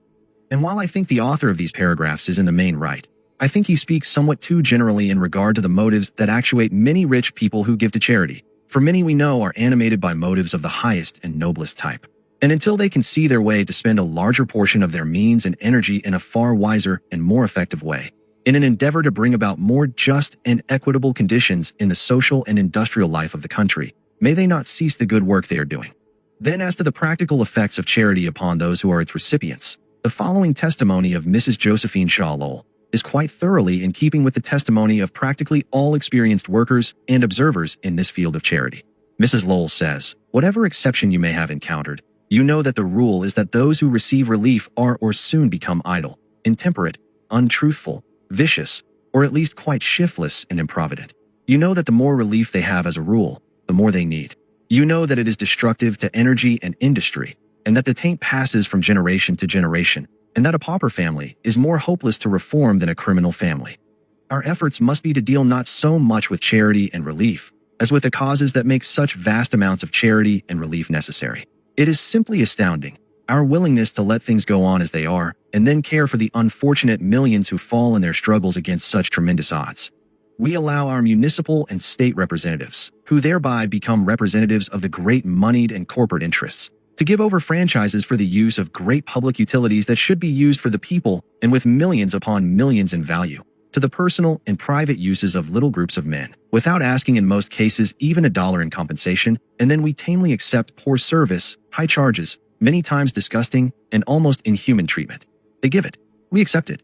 We accept it even as if we did not know better and as if it were something we had to submit to, rather than because we choose to. Thus, we make them increasingly rich and daring and unscrupulous, so that out of their enormous profits, wrung from the constantly increasing needs of the people, they are enabled to build up great corruption funds, to maintain strong and powerful lobbies to influence all legislation in their favor, to kill all that may be adverse, in other words, all that may be for the interests of the people. In this way they have gone on, getting many times by direct purchase of the votes of the members of our city councils and of legislators, additional properties that by all laws of common sense, as well as the most crude laws of justice, should belong to, should be managed by, and for the people. Someday, and before long now, we will wonder at the asinine qualities that we American people have displayed in this respect. Little wonder then that certain business and propertied classes have grabbed, and are still grabbing everything in sight, as well as appropriating to themselves the machinery of government. They will continue to do this as long as the people permit it. These agencies, eminently respectable, though many times rheumatic and gouty, when spring the greatest forces of corruption in the country, are already gnawing at the very vitals of the nation's welfare, as well as at its safety and perpetuity. The nation of freemen is already in danger. The mutterings of the great discontent are clearly audible even to the most indifferent and unconcerned. Of these all thinking men and women are most keenly aware. The nation cannot remain in safety, but must retrograde, and this splendid example of free institutions and free men and women must be counted abortive unless a movement, and a very pronounced and determined and unceasing movement, is quickly made to beat back the advance of the sleek, cunning, conscienceless bands, whose motto is greed and whose method is corruption. It is carrying a blight, withering and deadening to free institutions, into every quarter that it touches. If the King of Mexico has any gold, said Cortez, as he and his followers stood clamoring at the gates of Montezuma, let him send it out to us. For I and my companions have a disease of the heart, which is cured by gold. Some time ago that very keen observer, matchless thinker, and great lover of justice and of men, hence, of his country's welfare, Henry George, gave utterance to the following most significant words. The evils arising from the unjust and unequal distribution of wealth, which are becoming more and more apparent as modern civilization goes on, are not incidents of progress, but tendencies which must bring progress to a halt. The poverty which in the midst of abundance pinches and embrutes men, and all the manifold evils which flow from it, spring from a denial of justice. In permitting the monopolization of the opportunities which nature freely offers to all, we have ignored the fundamental law of justice. For, so far as we can see, when we view things upon a large scale, justice seems to be the supreme law of the universe. But by sweeping away this injustice and asserting the rights of all men to natural opportunities, we shall conform ourselves to the law. We shall remove the cause of unnatural inequality in the distribution of wealth and power, substitute political strength for political weakness, and make tyranny and anarchy impossible. Our primary social adjustment is a denial of justice. It is this that turns the blessings of material progress into a curse. It is this that crowds human beings into noisome cellars and squalid tenement houses, that fills prisons and brothels, that goads men with want and consumes them with greed, that robs women of the grace and beauty of perfect womanhood, that takes from little children the joy and innocence of life's morning. Civilization so based cannot continue. The eternal laws of the universe forbid it. Ruins of dead empires testify, and the witness that is in every soul answers, that it cannot be. It is something grander than benevolence, something more august than charity. It is justice herself that demands of us to right this wrong. Justice that will not be denied, that cannot be put off. Justice that with the scales carries the sword. The following is a type of recent independent pulpit utterance. Speaking first of the enormous sums expended annually in charity in the United States, it continues. This colossal sum is about equally divided among public relief, private giving, and the charities of the churches. How much good does it do? Is it merely an anesthetic to benumb the poor, lest they cry too loud? Can wisdom and virtue eliminate the conditions that make charity necessary? The true philanthropist is the good steward, the man who labors, plans, executes the honorable business enterprises of this world. He who opens the doors of steady employment, pays an honest, living wage, by his foresight and skill frustrates panics, depressions. This is the true philanthropist. His numerous enterprises are a blessing to the community.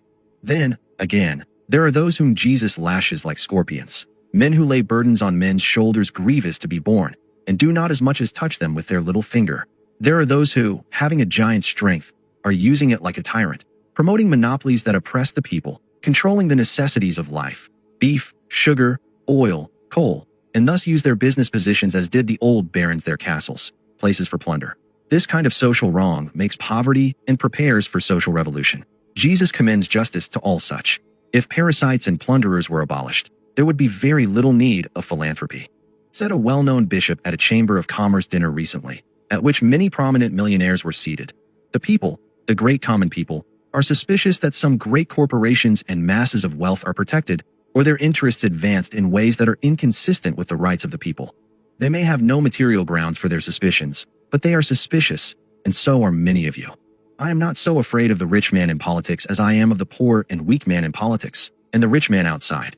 Civilization cannot go on where there is mutual suspicion, and prosperity cannot go on long while the people feel or think that the reverence for law by which property is safeguarded is not upheld. The massing of great wealth in corporations has come to stay, but neither our sympathies, nor the risk to great properties, nor the curtailment or loss of our properties can reconcile us to any dallying with the rights and liberties of the people. We have dwelt at great length upon the dark side of the picture, because it is so essential that we see this side fully and that we see it at once. But there is another side, and that not without a great deal of brightness.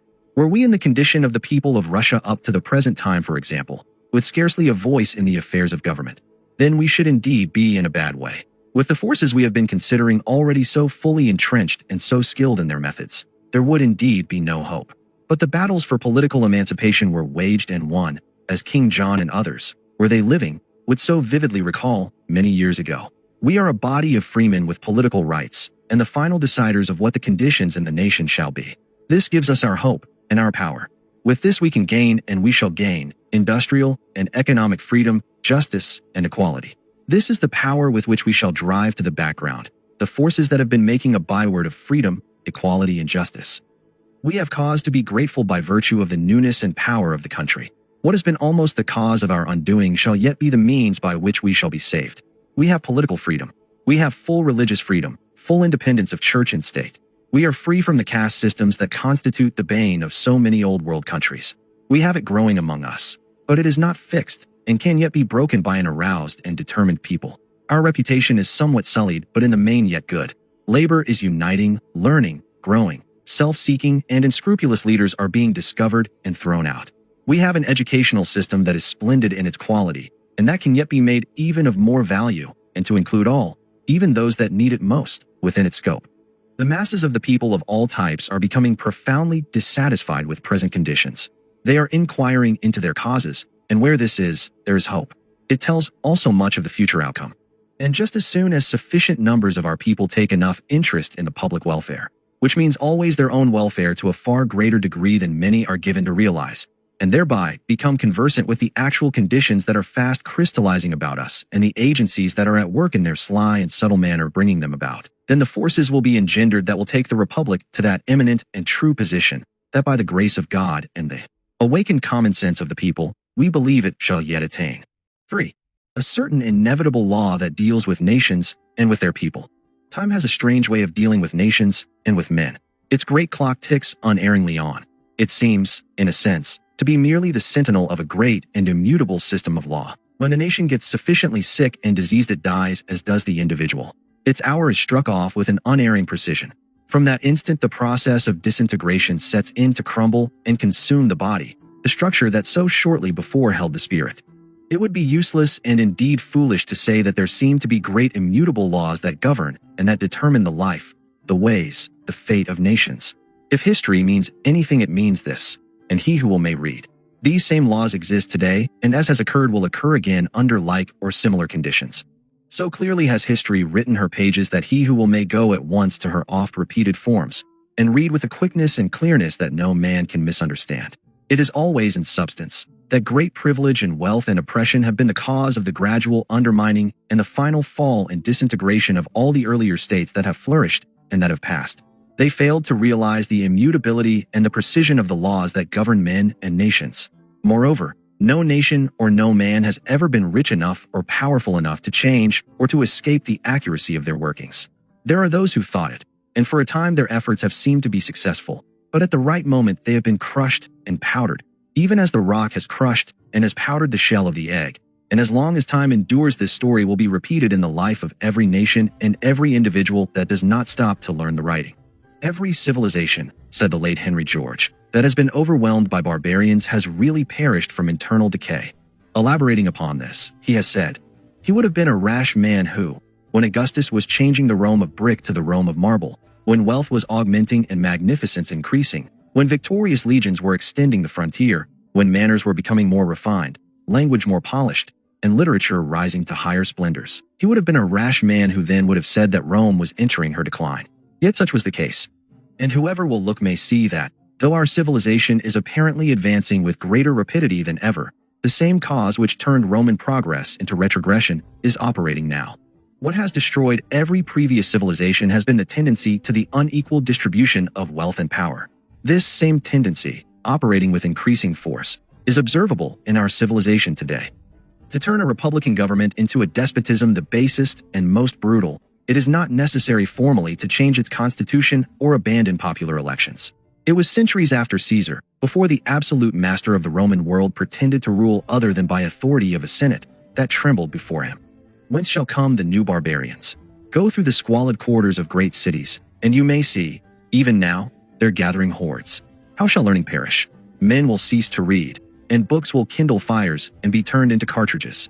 Everywhere the increasing intensity of the struggle to live, the increasing necessity for straining every nerve to prevent being thrown down and trodden underfoot in the scramble for wealth, is draining the forces which gain and maintain improvements. But as sure as the turning tide must soon run full ebb, as sure as the declining sun must bring darkness, so sure is it that though knowledge yet increases and invention marches on, and new states are being settled, and cities still expand, yet civilization has begun to wane when, in proportion to population, we must build more and more prisons, more and more almshouses, more and more insane asylums. It is not from top to bottom that societies die, it is from bottom to top.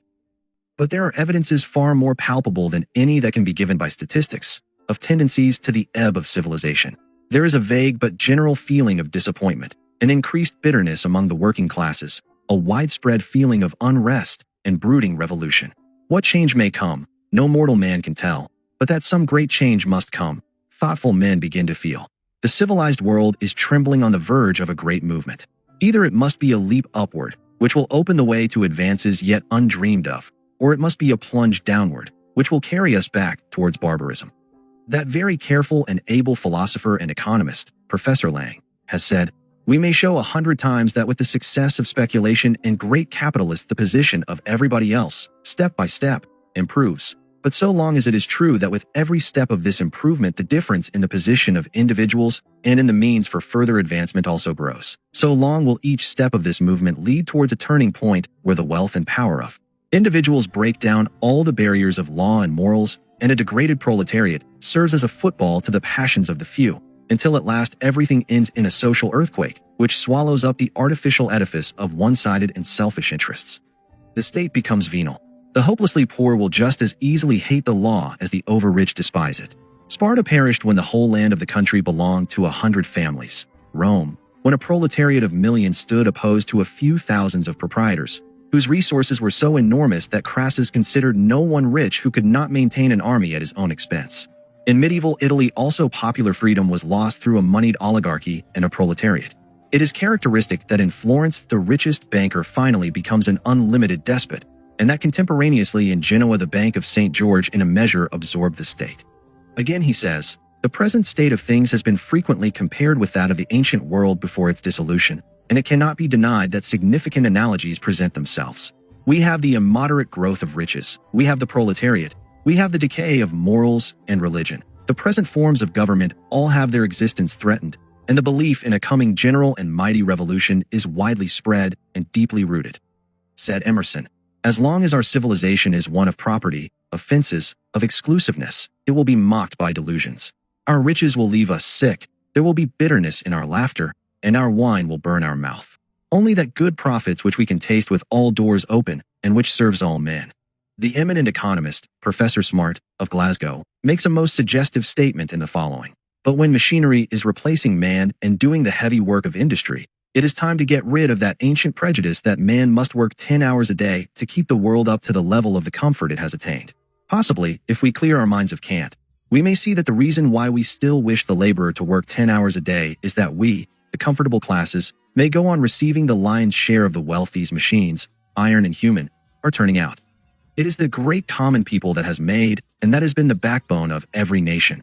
And as long as its interests are guarded, and as long as the tendency is towards an ever greater equality of opportunities for all, so long is a nation safe. But as soon as extremes of wealth and poverty begin to manifest themselves, and privilege grows, resulting in still greater inequality in the distribution of wealth and power, that moment the destructive force begins its work, a force that grows by what it feeds upon, an evil that will never correct itself, and that, unless it be checked by the great common people, will carry the nation to destruction. Oppression and evil is its own destroyer. It is the laborer with his vine-clad cottage, and sufficient of those things that make for peace and happiness and content in the life of a normal human being. It is a uniformly prosperous common people that constitutes the really great nation, and not a few castles with their hordes of hirelings about them. In addition to those nations that have been mentioned that have flourished, that have grown great, and that have declined, we might mention still nation after nation. We might go back to Egypt, to Assyria, to Babylon, and to the other earlier civilizations, but we find the same cause in all. The law is immutable in its workings.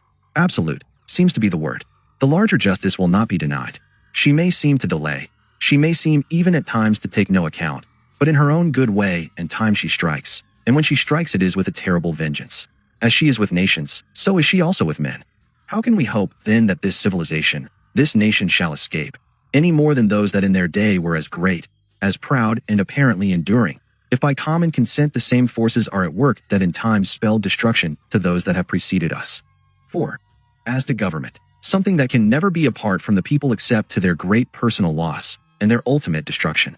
There have been many able disquisitions on the theory and the functions of government, and it would be interesting, did space permit, to examine in detail into some of the best of these.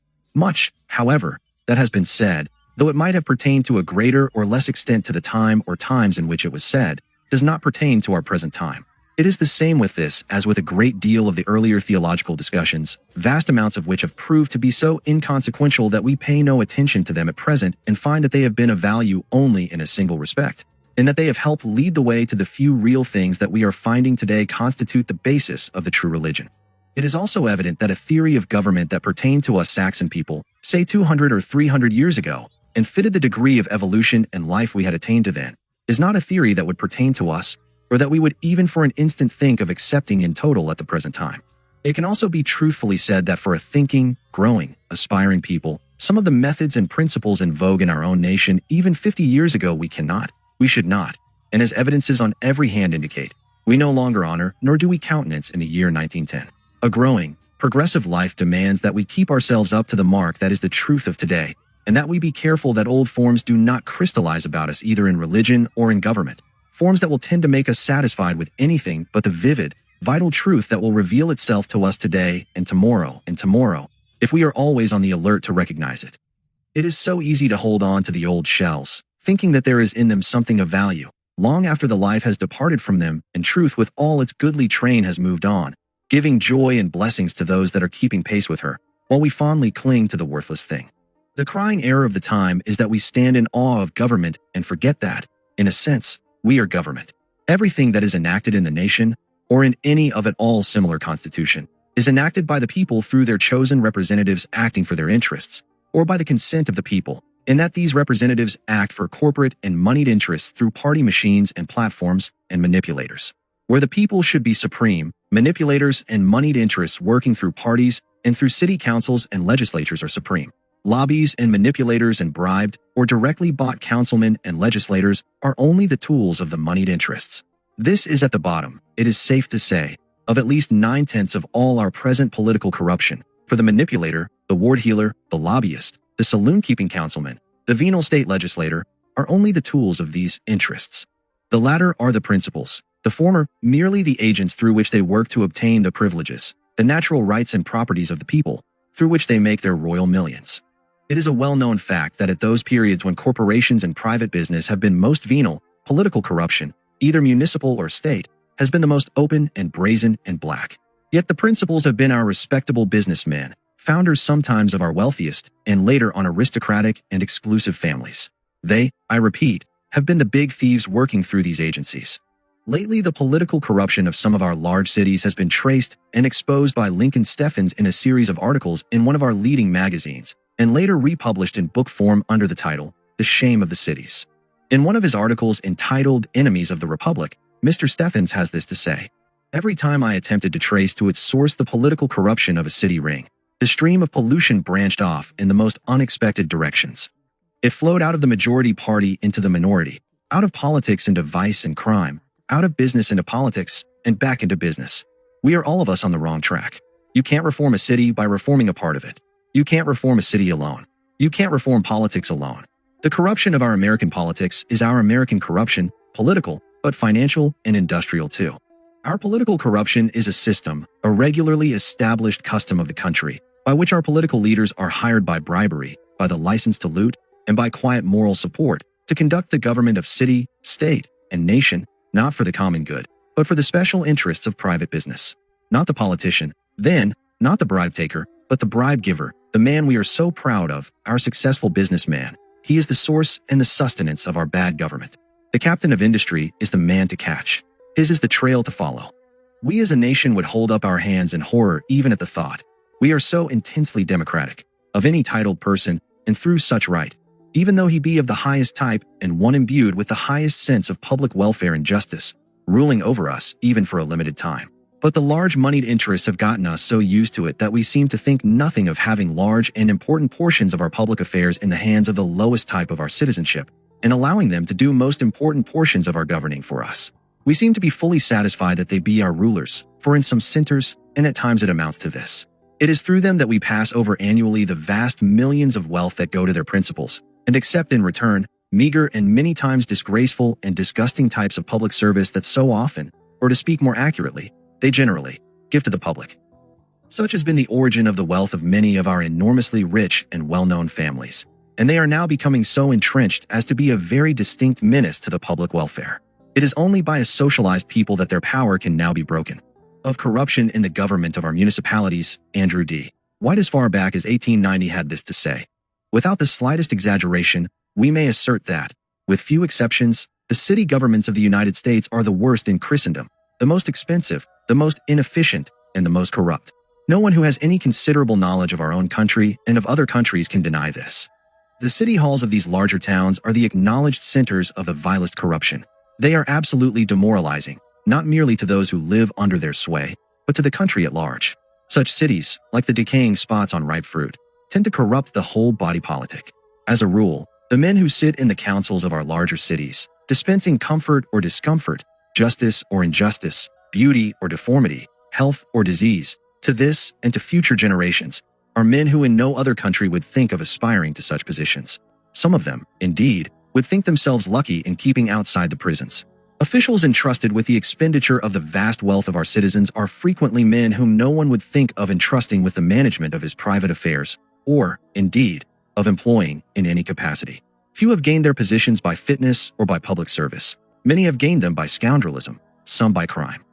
The same can be said of various members of our state legislatures.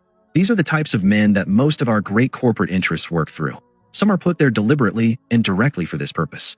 Should anyone have any doubt of this, let him become thoroughly acquainted among other things with the history of the principal railroad in the states, say, Michigan, Pennsylvania, New York, Connecticut, Massachusetts, California.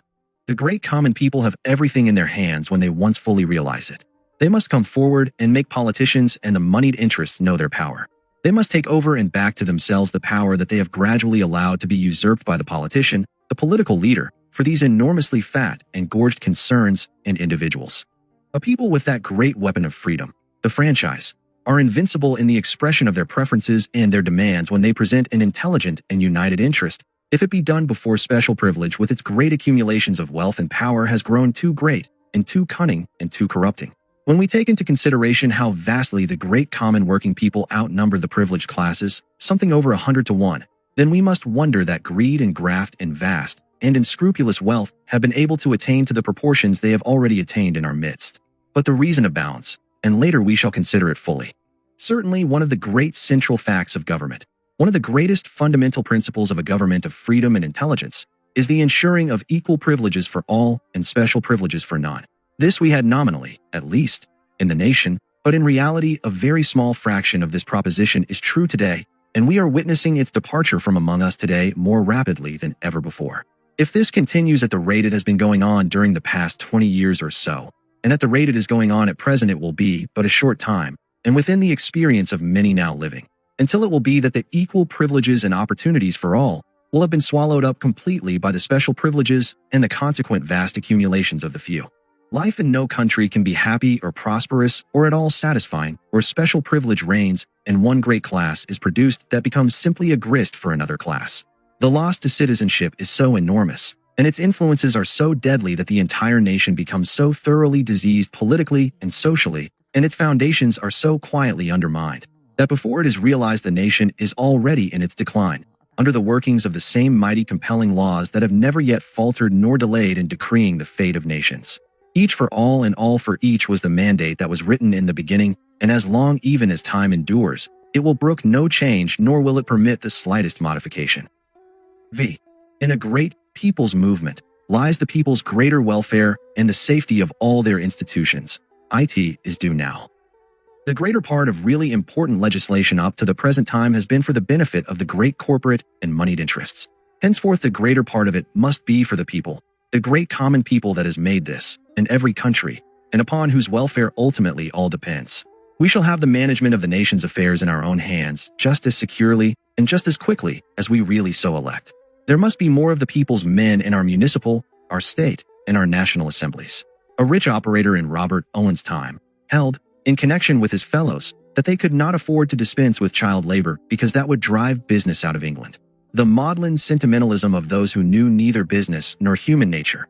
They pronounced all legal interference with child labor. Yet he, according to his own admission, had been making in the cotton business 200% in yearly profits. So the cries will go up today when the people begin to redeem the country and its resources for their own common use.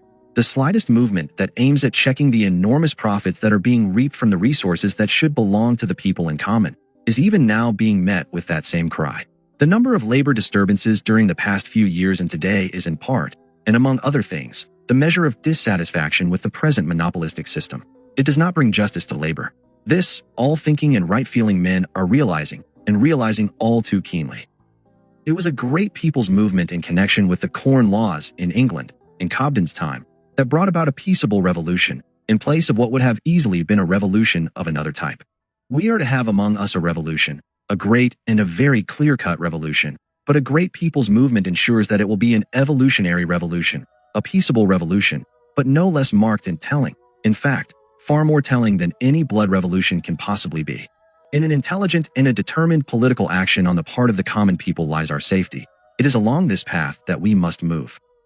Money is a force in legislation, used as it is, sometimes almost like water by the great capitalistic concerns in their carefully studied direct and indirect ways, in the bribery and debauchery of public officials, is an evil of such a widespread nature that it must be corrected by the people. The complaint is now so frequently heard that the people do not get a fair show. It is true, but it is also true that it is our own fault that we do not. If we look as carefully to elections and appointments as the great moneyed interests do, then that complaint will forever lose its force. This is a most vital fact for our great farming communities to learn, almost as much or even more than any other portion of our people, because in some respects and in some sections conditions with them have at times become well nigh intolerable. We must recognize once and for all the fact that government is always as good as the people demand it should be. No king, no various tyrant ever ruled except by the will of the people. Because the popular will has been ignorant and evil, states have been evil. I think in the following paragraphs that clear-thinking and far-seeing statesman, the late ex-governor Altgeld of Illinois, has given us some wonderfully clear and thought-compelling statements along this line. In an address before the American Railway Trainmen at Galesburg, Illinois, he said, "If our institutions are to undergo great change, it is vital that the men of America, and not the money, should direct the change. Money may be a blessing as a servant, but it is a curse as a master. Money never established republican institutions in the world. It has no natural affinity with them, and does not understand them. Money has neither soul nor sentiment. It does not know the meaning of liberty, and it sneers at the rights of man. It never bled on the battlefield in time of war, and it never voluntarily sought the public treasury in time of peace. Men in time acquire the nature of those things which absorb their lives. Unconsciously and invisibly they undergo a change until those things which occupy their daily thoughts seem actually to circulate in their veins. Consequently, in all countries, in all ages, and among all peoples, it has been found that as a rule the possessors of great wealth were not the patriots. On the contrary, they seemed to care little what flag floated over them, provided it was a flag that would give them a bayonet with which to protect their gold. The men who in the late war left their millions of hoarded treasure and shouldered a musket to fight for the Union were as scarce as the camels that have passed through the eye of the needle. The soldiers' cemeteries of patriotic dead are filled with men who when alive had to struggle for a living. It is the great masses of the people who defend the government in time of war and who bear its burdens in time of peace, and these alone know the full value of free institutions. It is therefore important that the destinies of our government should be shaped by this class, and they can be relied upon to do justice to capital. They appreciate the fact that capital is not only a convenience, but may be of the greatest possible use to man when properly directed. While money may have done a great injustice to the masses have never done an injustice to money. Now, how will you meet these problems? Standing as individuals in the presence of mighty combinations, you will be crushed, and there will be no hope for you or your children. I can see no other course for you than to stand together, shoulder to shoulder, intelligently and patriotically. A great force never holds itself in check, whether in the phenomena of nature, in politics, in government, or in religion. Only a counter or resisting force will check it.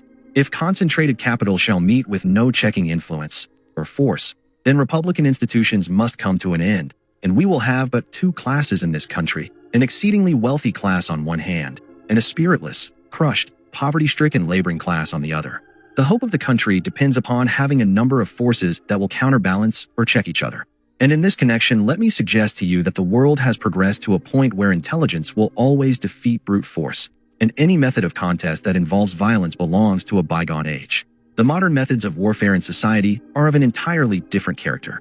You complain sometimes that you do not get a fair show, that capital controls legislation, that by selecting the candidates for the judicial offices, it in many cases controls the courts, and that the same is true in the execution of the laws. But you have yourselves largely to blame.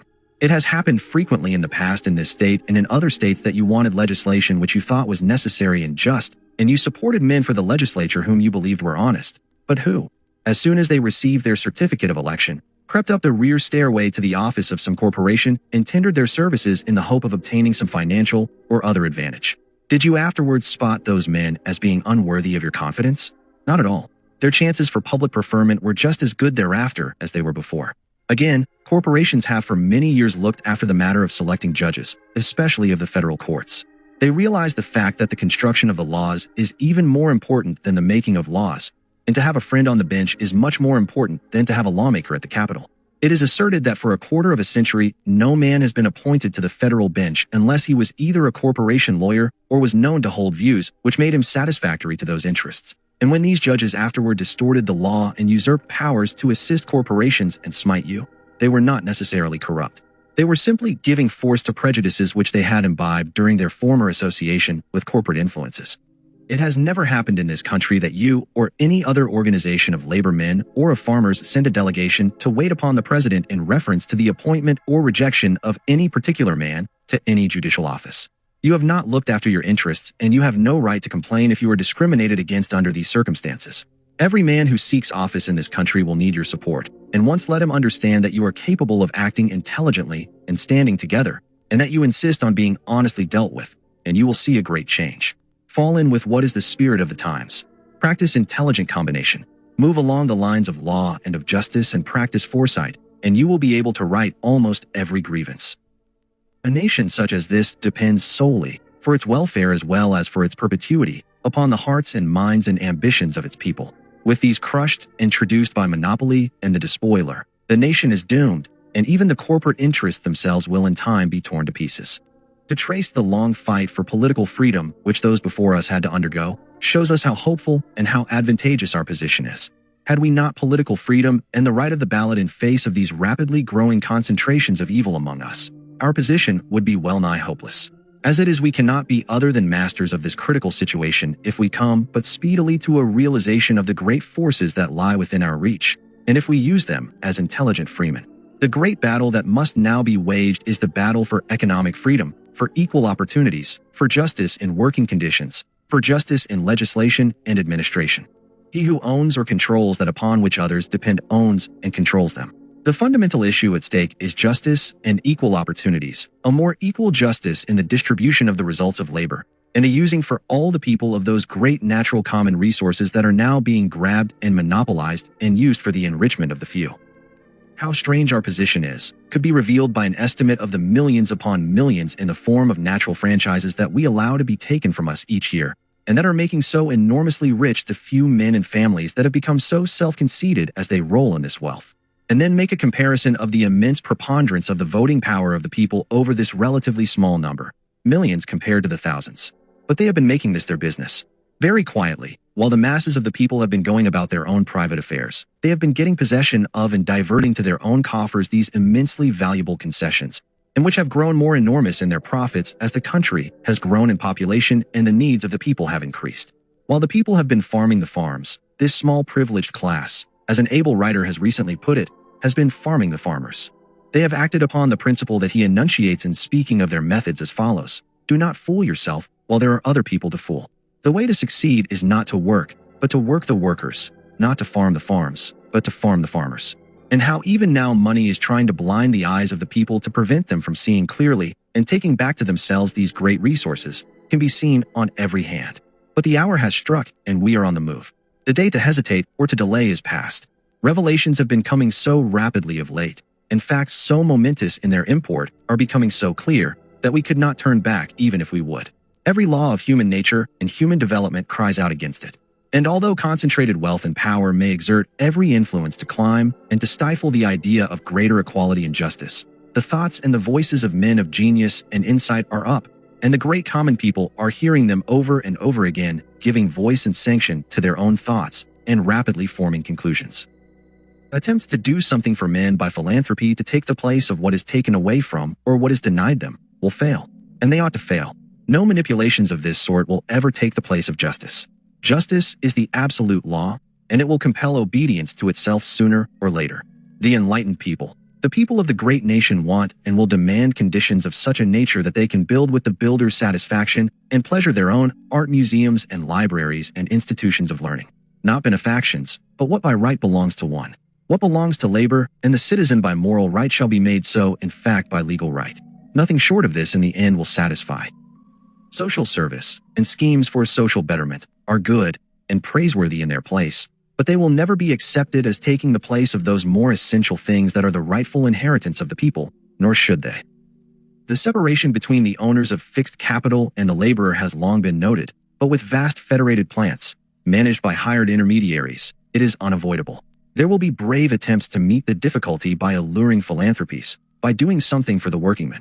If merely philanthropic, these will fail as they deserve. Benevolent schemes that bear the slightest taint of charity have at last got the contempt of the intelligent wage earners. Importunate and never again to be silenced, their demand is that they get their benefits, not as gifts or favors, but as recognized rights. Philanthropies are a dangerous substitute for honest wage payment, shorter working time, and increased influence over the conditions of the labor contract. What may be called the great bluff of our time is to put gratuities and benefactions in the place of justice. There is no donation, however gaudy, that can fill the place of justice.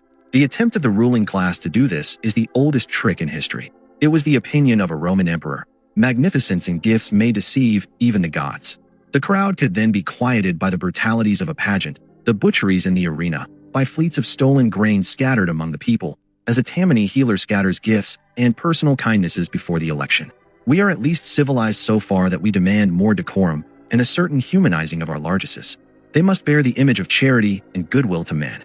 They must be educational, artistic, and in all ways incentives to good morals and religion. Now it would be both untrue and offensive to deny that these later bounties are vast improvements upon the free circus of Caligula. No wise man would check a generous instinct of any multimillionaire. The books, pictures, churches, and schools take their places among the welfare institutions of our time. They are influences which deserve the honest and earnest approval of the public. Yet when this tribute to good motive and good result has been paid, the story is not finished. We are hoodwinked, unless we see that there ought to be, and possibly may be, a still better way than this to acquire individual and social morality. The sturdy self-respect in any community that should build its own church, school, library, dispensary, paying every honest bill as it goes, would show an exhilarating superiority before which every one of us would hasten to pay respect. We must be grateful to our princely givers, but the mistake would be fatal to accept this method of splendid subsidies as a finality. What we really want is the ability and the instructed will to pay our own bills, even if the pace of our civilization halts a little. Excellent, and nothing in the quotation more suggestive, so to speak, than the last phrase, even if the pace of our civilization halts a little. Why should we be proud of mere largeness and rapidity, especially as it does not benefit the great masses of the people, but only the few, the very small fraction? But upon closer examination, the fact will reveal itself that excessive wealth is of real value to no man, and especially when gotten by means so manifestly unfair and so morally unjustifiable as the great portion of excessive wealth is gotten today. Give me neither riches, great wealth, nor poverty will ever be the desire of the truly wise, but give me that comfortable amount that is conducive to the highest, the noblest, the most useful, and consequently, the most happy life. Justice, not gifts, not charity.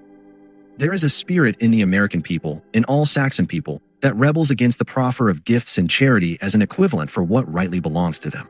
This spirit can be neither changed nor broken until at least the present unequal distribution of wealth grows to such an extent that it results in the concentration of the greater portion of the wealth and resources of the nation in so few hands, that the poverty of the people becomes so great, that the spirit of freemen is so broken that they sink to the position of paupers and public wards.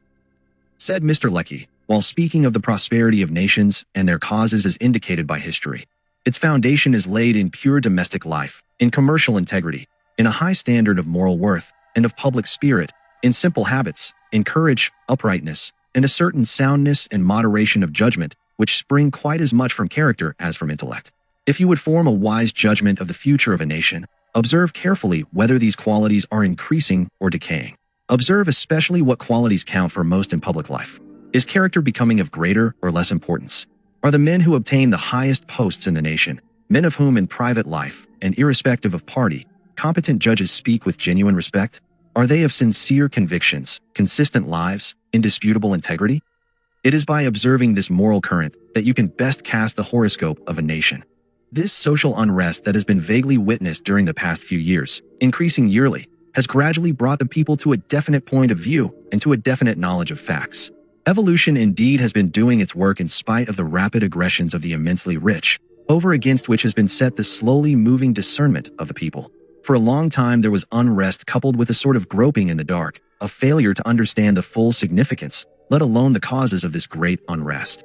Back of it all, however, has been thought, in addition to feeling, on the part of the people, quickened and intensified at times by most bitter experiences, until now a new mental activity is born, and it is being quickened by the possession of some clear-cut and wonderfully significant facts.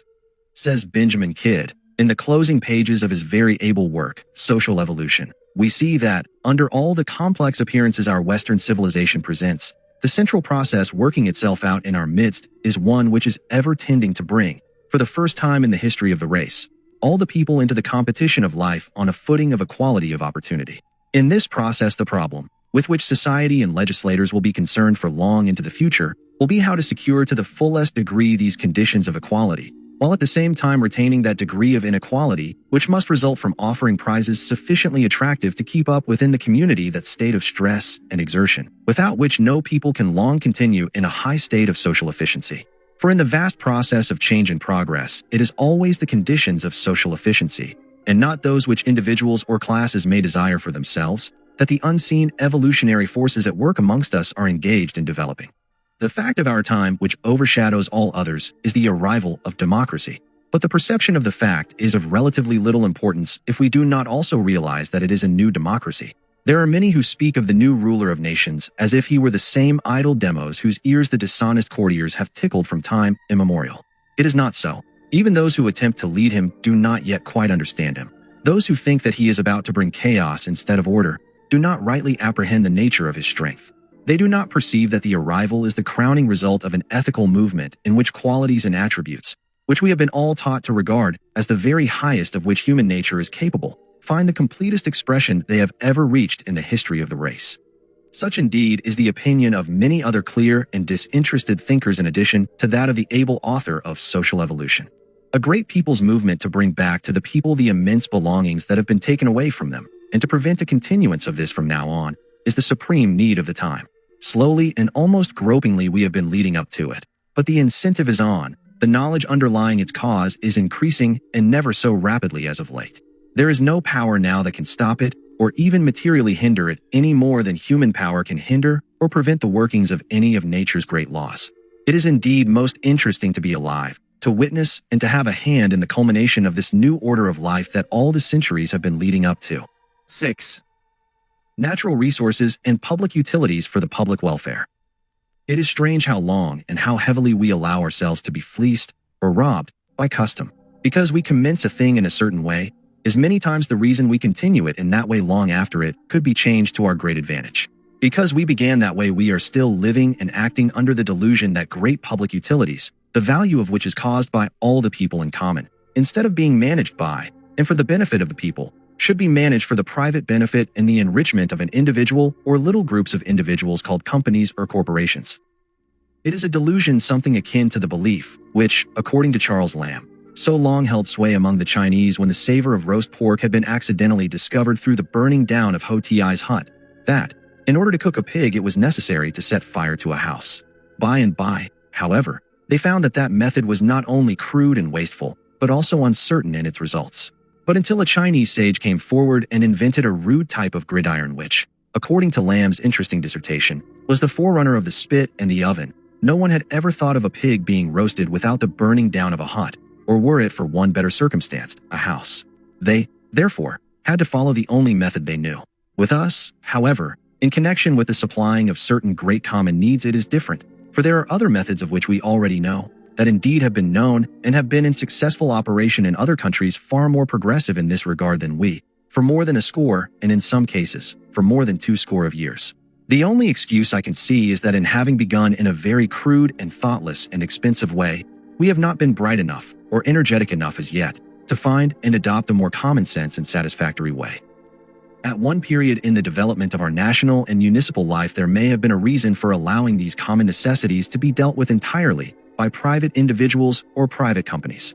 There may have been a good or at least a satisfactory reason for this method when our proportions were small and our needs were not so great and not so complex, when it meant giving over to individuals not such vast amounts that should be used for the advantage of all the people, and when the opportunities for getting these great advantages away from the people through political corruption and debauchery were not so great as they are today. So there may have been a reason in the beginning, but the basis for that reason has now passed. This method may have been even right at one time, though this, in common with many I question, it is no longer right now. And the fact that we are beginning now to think so rapidly along the lines of a saner and a better way indicates that the method in vogue so long has nearly seen its day. Nevertheless, although our awakening has been tardy, our advance will be rapid. It is the people in common, that make valuable those enormously rich franchises that have been given over to individuals for their private enrichment, in the form, to deal first with the city, of light and heat and transportation and telephone privileges, not to mention the various other ones at present. It is not only the people, but to state it still more concretely, it is the very needs of the people that give them their enormous values, and it is through these that their enormous profits are secured. If this be true, why then should not these great interests be conducted by and for the benefit of the people, instead of by and for the enrichment of a few private individuals? Especially as under our system of enormously rich gifts to these individuals or groups of individuals, and they're conducting these enterprises with no thought of the public welfare, but with the one thought of the greatest amount of profit for themselves, first, last, and all the time, we have been having for years and are still having along these lines, with an occasional exception, as poor a service with the highest costs, and the greatest amount of evil and abuses, as any country in the entire world. As long, moreover, as any of the utilities that are public necessities and that from their very nature should be conducted by and in the interests of the people, are allowed to be run purely for private gain, this condition of affairs will continue to exist. With all our progress along other lines, it is almost universally understood that the conduct of our municipal affairs in the United States has been among the most backward and costly and degraded and unsatisfactory of any in the entire civilized world. In the conduct of these affairs, we are far behind all such countries as Germany, England, France, Norway, Sweden, Belgium, not to go through almost the entire list of civilized and progressive nations. It seems to me clearly evident that from the very nature of the case, we cannot do violence to the principle that which the people collectively create they should collectively own, without suffering this as a result. Moreover, we shall never reach the highest state in municipal or even in state or national administration until we recognize and act upon the principle, what the people can do best for themselves, that, through their agent, the government, they should do. They should not, therefore, permit such governmental functions to be seized and to be exploited by individuals and corporations. There must, therefore, not only be blows struck that will forever put an end to the giving over to individuals of these great common properties of the people, but there must also be, to use the words of one of our foremost American editors, the recovery to the people of all franchises belonging to the people, but diverted from public to private uses by the purchase of corporations and individuals, corruptly working through state and municipal legislatures. To our present method is to be attributed the almost unbelievable amount of graft and bribery and corruption that has become so rampant among us of late, and that has been steadily swelling in its volume during the passing of the years. Nothing, says one editor of another of our foremost papers, has conduced so greatly to graft and bribery in municipal and state affairs as the fact that franchises of enormous value for public utilities are to be obtained by favor of certain officials. Give the streets back to the city, and this element of corruption is at once eliminated. If we take away from private gain those great public service utilities, then we at once strike the axe at the roots of the larger share of the source of our political corruption and debauchery, for which, especially in municipal matters, we stand as the most notorious nation in the entire world. As lovers of free institutions and of ordinary public honesty and decency, this end alone is of sufficient importance to demand of us such a course, to say nothing of the enormous gains otherwise. The fact that both city and state legislation is so dominated by great accumulated wealth and by corporations, especially public service corporations, indicates that our prevailing methods are not healthy, and that this great menace to free institutions and to a government for and by the people should be speedily removed. A matter of such vital importance to the national and individual welfare as the public ownership and control of all public utilities is worthy of a most detailed consideration, more than we shall be able to give it in so limited a space. It is to become, as it is so rapidly beginning now, one of the paramount questions in the policies of the American nation. I think there is perhaps no better way of proceeding to a consideration of the argument in favor of such a method of supplying our needs and necessities than by considering first what has been accomplished in this line in the municipalities of other countries, and with what results. Many times a long and detailed argument that a certain thing cannot be done is best met by showing that it already has been or is being done, and most successfully. On account of the general characteristics and conditions there being probably more nearly akin to our own, we shall look in the direction of Great Britain first. I think we cannot do better at this point than consider some facts as presented by Mr. John Martin, whose statistics in connection with Great Britain are vouched for by the British Imperial Board of Trade. These facts and figures I shall give exactly as they were presented by Mr. Martin himself. After speaking of the various small beginnings along these lines that we have made here, he continues, driven to desperation by the cobra-like voracity of the lighting trust, New York is erecting a plant to light its streets and public buildings. Nothing for private consumers yet. And so is beginning to toddle like a babe in those paths of business thrift in which we shall see that European cities have been running like athletes for decades. How different has been the record abroad. We are 30 years behind the cities of Great Britain and Germany, and from the beginning they were more businesslike than we are even now. To them it would seem the height of economic folly to forbid a city to supply electric light to householders, and to allow a private monopoly to retain its extortionate prices for them, while the municipality sought relief by multiplying wires and dynamos for itself. The 355 localities of the United Kingdom and the numerous German cities which own and run electric lighting plants hold the monopoly in their districts. Competition being, in the nature of the case, impossible, the city holds the field. The same with the gasworks in the two countries. Thrifty business management requires that somebody shall hold a monopoly, and political sense requires that that somebody shall be the city itself. No less than 260 cities, Great Britain, supply their whole population with gaslight and power. They charge on an average, taking large and small, those distant from and those near to coal fields altogether, 64 cents a thousand cubic feet for gas. Therefore the consumer is benefited, for the private companies, on an average, taken in the same way, charge a little over 70 cents. What they would charge were they not held in check by municipal competition, Cousin Jonathan could tell John Bull. Has the taxpayer been mulcted to make up? No, indeed. The net revenue has been 7% on the capital, and, if anything, the taxpayer had been too well cared for. In Manchester, he received $350,000 last year to help to pay for the schools, etc., the price of gas being 60 cents. In Leicester, he got $190,000 with gas at 56 cents, and in the other places lesser sums in proportion to their size and the success of the management. And the workman? He has not been forgotten, for everywhere he gets slightly higher wages than he would from a private corporation and somewhat more generous treatment with respect to hours and holidays. Electric lighting tells the same tale. While I am writing this, there comes a return compiled by the London County Council showing that the 14 local authorities in the metropolitan district which supply electric light sell it at an average of slightly less than 8 cents a kilowatt hour, nearly 20% less than corporations charge in adjacent districts, and nearly half as much as submissive New Yorkers pay. And yet, after paying all expenses and the interest on the debt, they had a surplus of $1,244,515. Clearly, they understand the notion of thrift in production. They do not regard every city department as a spending agency. Space fails me to tell the details of the electric light works of the 323 local authorities in the United Kingdom with their approximate capital of $150 million, and of the numerous similar examples in Germany. Still more remarkable, especially to those belted Spencerians who piously believe that a government is congenitally incapable of managing a business enterprise, must be the record of the street railway achievements abroad. For a change of air, let us leap the North Sea and travel to Berlin. Berlin's most illuminating experience has been with her street railways. In 1898, in order to get the lines electrified, the city granted a charter for 21 years, with these provisions included: 1. Workmen to have a 10-hour day. 2. Waiting rooms at transfer stations to be erected and to be kept warmed and lighted. 3. Uniform fare for the whole length of each line to be 2.38 cents. 4. 8% of the gross profits, plus half the net profits over 12% on the old capital and 6% on the new capital, to be paid to the city. 5. At the end of the lease, all the lines and the rolling stock to become the property of the city. Berlin's bureaucracy is as able and honest as any in the world, and it worked as well as officials ever can to keep the corporation to the terms of its bargain. In addition, an association of citizens was formed to watch and fight.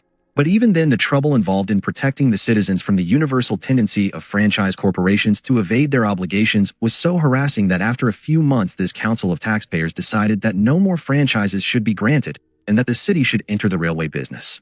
A short strategic line which happened to be obtainable was bought, other lines were built, and now the government is an active competitor and is ready to take advantage of every franchise as it expires.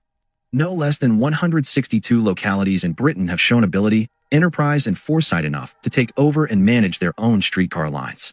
Among them are London, Liverpool, Manchester, Glasgow, Birmingham, Hull, Newcastle, Nottingham, Halifax, Leeds, Sheffield, Aberdeen, Brighton, Dundee, Yarmouth, Belfast, and Rochdale. All of them are so well satisfied with the results in lower fares for the passenger, better conditions for the workmen, and profits for the taxpayers, that no party is even in existence which advocates the resurrender of any system to a private corporation. The mere whisper of such a proposal would be a request for political execution and burial. London owns the surface lines both north and south of the Thames.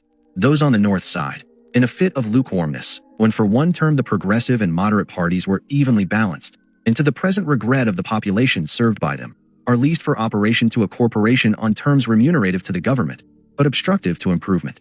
The city has electrified its lines. The corporation refuses to follow suit. So much for that superior corporation enterprise of which we hear ad nauseum.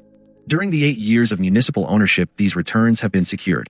On lines worked by the council, 44% of the passengers pay 1 cent fares, 43% pay 2 cents, 8% 3 cents, 4% 4 cents, and, to compensate for the 99% of the passengers who pay less than our straight 5-cent rate, just one poor soul, who wishes to travel the whole length of the line, has to pay 6 cents. In those years, despite the increases of wages, the annual holidays, and the day's rest per week given to employees, the street railways have contributed $1,465,000 to the general city treasury, $1,670,000 in reduction of the debt on the lines, $330,000 as a renewal and reserve fund for the Southern system, $450,000 for taxes on the Southern system during the last 6 years, and $630,000 in reduction of debt from proceeds of sale of horses, etc. In addition to the extremely low fares that are paid in German cities for streetcar service, and with far better and cleaner and more up-to-date cars than we have, with a rare exception here and there is this noticeable difference. There, the number of seats each car contains is posted in clear and artistic form in the interior, and each seat has its number just above it. As soon then as all seats are taken, no more passengers are permitted to enter, but a sufficient number of cars is run to provide a seat, that which the payment of a fare always implies, for every man, woman, and child. It makes a difference whether a matter is conducted for the comfort and convenience of its patrons or for the deliberate purpose of extracting from them the last possible penny, giving many times in return an accommodation that we, had we the civic pride and the sense of justice that we, and I had almost said, above all people, should have, would not put up with more than the number of days absolutely required to bring about the change. Compare the German citizen's 2-cent fare and his guaranteed seat and clean and artistic accommodations with our 5-cent fare, even if for half a dozen blocks, with our many times rattling cars, sometimes even junk when they are bought, and our almost equal chances that for this excessive fare we will get in exchange a strap to hang on to in common with a number of people standing equal to or sometimes greater than the number that the management deigns to accommodate with seats, and all the discomfort this means on entering or leaving the car. Many times merely room to stand upon a platform is all they will permit us to have, and for a fare that is at least twice as high as it should be even for the best sitting accommodations. They are thirsty leeches, these owners and managers of our public service corporations. But it is because we permit it. Their blood-sucking propensities seem never to be satisfied, nor do they decrease, but by virtue of a great natural law they are ever on the increase. And again, because we permit and stand for it. There, one finds, almost without exception, vestibuled cars for the protection and comfort of their motormen. This portion of their citizenship is looked after the same as all others. But here it is scarcely ever that the management of the roads adopts this plan voluntarily, and when the demand of ordinary decency and fairness takes a measure to the legislature compelling it, the company's representatives are there with their money and their lobby to defeat it in common with practically every measure looking to the comfort and welfare and safety of those the public service corporation is supposed to serve. In the matter of the municipal ownership and management of public utilities, we have heard much of late of Glasgow, and not without reason. The people of Glasgow have stood among the most fearless and the most successful in managing for themselves their public utilities. It has been a long time since the franchise grabber has been able to exploit the people there.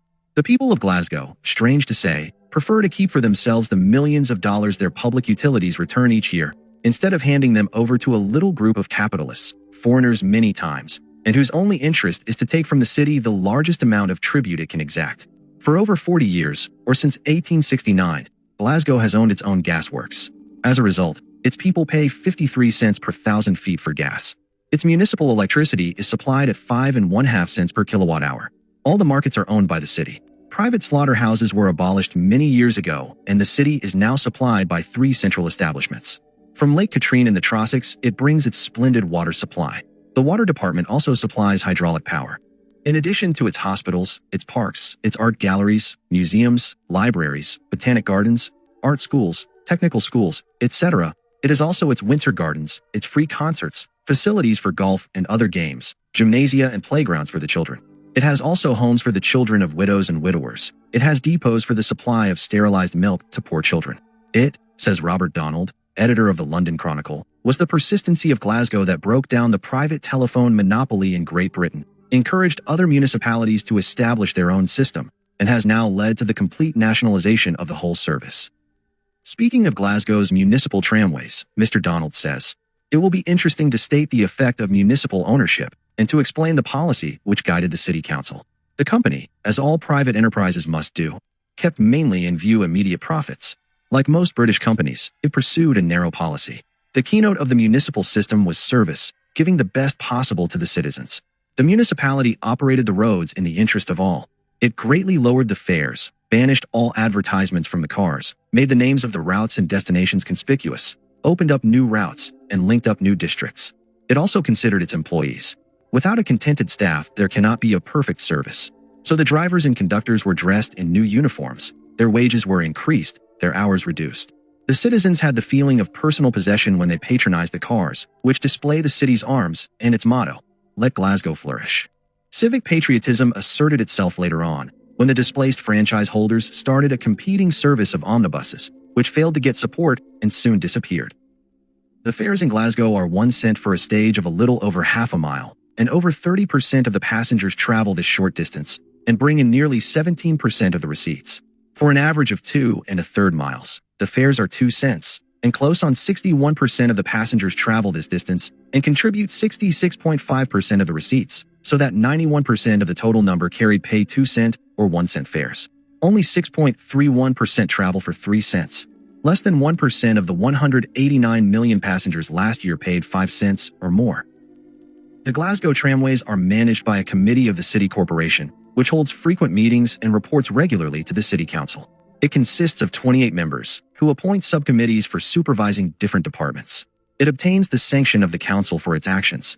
The council might be regarded as the legislative authority, and the committee as the executive. From a financial point of view, the Glasgow undertaking has been remarkably successful. Last year's accounts indicate the healthy financial condition of the tramways. The total receipts, for instance, amounted to $3,624,255, the operating expenses to $1,684,100, 49% of the revenue. The net receipts showed a gross return on the capital outlay of 17.46%. The accounts of the department are examined and audited by independent professional accountants. The accounts are published with elaborate detail, showing the smallest item of expenditure worked out to percentages and comparisons with previous years. The tramway department, as I have indicated, generates its own electric power, the total cost of which is less than 1 cent per kilowatt hour. The Tramways Committee delegates considerable power to its general manager, who is responsible for the staff who form part of the permanent civil service in the city. Politics does not influence appointments, and promotion is by merit. With liberal depreciation and reserve funds to meet renewals and obsolescence, with a redemption fund which liquidates the original capital of the undertaking in 30 years, which is at the same time maintained in an efficient condition out of revenue, the city corporation is more than doing its duty to the next generation. Lower fares for long distances should be easily possible in the near future, and there is a prospect that the average fare will come down to 1 cent. A universal 1 cent fare irrespective of distance could then be adopted. Here then we have a municipal enterprise which, after paying its annual interest, making its payments into the sinking fund for the redemption of its capital, allowing for depreciation and reserve fund, paying its local tax assessments, for it makes the same contribution to local taxation as if it were a private concern, and which, although carrying over 9/10 of its patrons for 1 cent and 2 cent fares, will at the end of 30 years, about 15 years now, pay for itself entirely, without 1 cent of cost to the people or to the municipality. Moreover, from the very beginning, it has been more up-to-date than any privately owned system. There is indeed quite a contrast between the sturdy common sense and business sagacity of our Scotch brethren and the way we allow ourselves to be fleeced in connection with practically all of our public utilities and the type of service that even then we accept. We could go into hundreds of other cities in Great Britain, in Germany, in Belgium, and other continental countries, as well as into Australia and New Zealand, but in all we would find the same general facts and conditions, varying slightly in detail simply by reason of varying local conditions. Now, in all fairness, I ask, if the people in the cities of these countries can save for themselves the returns from these wonderfully rich properties, aggregating hundreds of millions annually, instead of allowing these vast amounts to flow into the pockets of a few already overly rich individuals, why cannot we American people do the same? If we cannot, then we must admit that we are less capable in business management and in the matter of self-government than they. This we can scarcely believe, especially when in some respects we have proved ourselves even more capable. I cannot believe that in these matters we are any less capable, or that we will show an inferior ability when we are sufficiently alert and determined. The reply is made. If we had the honesty in municipal administration that they have in England, in Scotland, in Germany, and the various other countries where such splendid municipal ownership results are obtained, then we could safely travel along the same lines. True, but the municipalities in these countries did not always have this characteristic, but they have attained it by simply going about it to attain it. They made the start which in a very definite way has led them to such splendid results. This is the stock argument presented against the municipal ownership and management of public utilities, and that it is a strong argument is held, and very honestly held, by large numbers of people. It is an argument, the only argument really worthy of consideration, but an argument not without an answer. We had better keep as we are lest we get into conditions still worse, it is said. But this latter is no argument, and it has no truth even as a statement. For taking it all in all, it is absolutely impossible to have conditions in this respect worse than they are when we consider the uniformly excessively high charges and the generally poor and inadequate service, and the thousands of unnecessary killings and maimings that form the total for each year.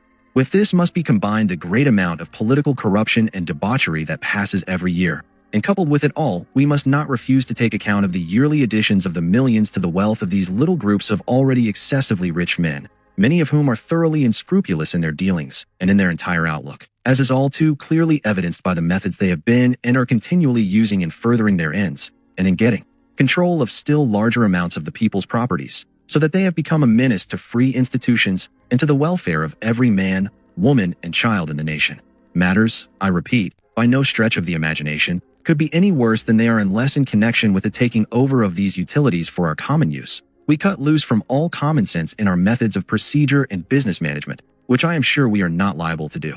The present amount of political corruption and graft in our city administration is, I am inclined to think, one very great argument, when we look at it in an all-round way, for taking from private exploitation the management of these public utilities, for then the responsibilities at City Hall will become so great that we, the individual citizen, shall be compelled to give the amount of time and study and attention to municipal affairs that we should be giving, for it is on account of this lack that these public service corporations have been able to have seated in our city councils the men that they have been able to make their deals with, and who, for consideration, have been handing over these public properties for their private enrichment. This is the great evil that we must now squarely face. It is the sore that has been gradually rotting and festering and gradually enveloping the very vitals of our entire social body. Men's abilities and real qualities assert themselves in the degree that responsibilities are placed upon them. So with something personal enough and large enough and inspiring enough for our splendid common citizenship to work for, as this great movement and all that it carries with it must be, and especially if we strike for it at once without delays or dickerings, and without any more millions being handed over or any further alienation of properties and rights, we should quickly make a splendid beginning in purging our social body of this rapidly growing and vigor-sapping disease.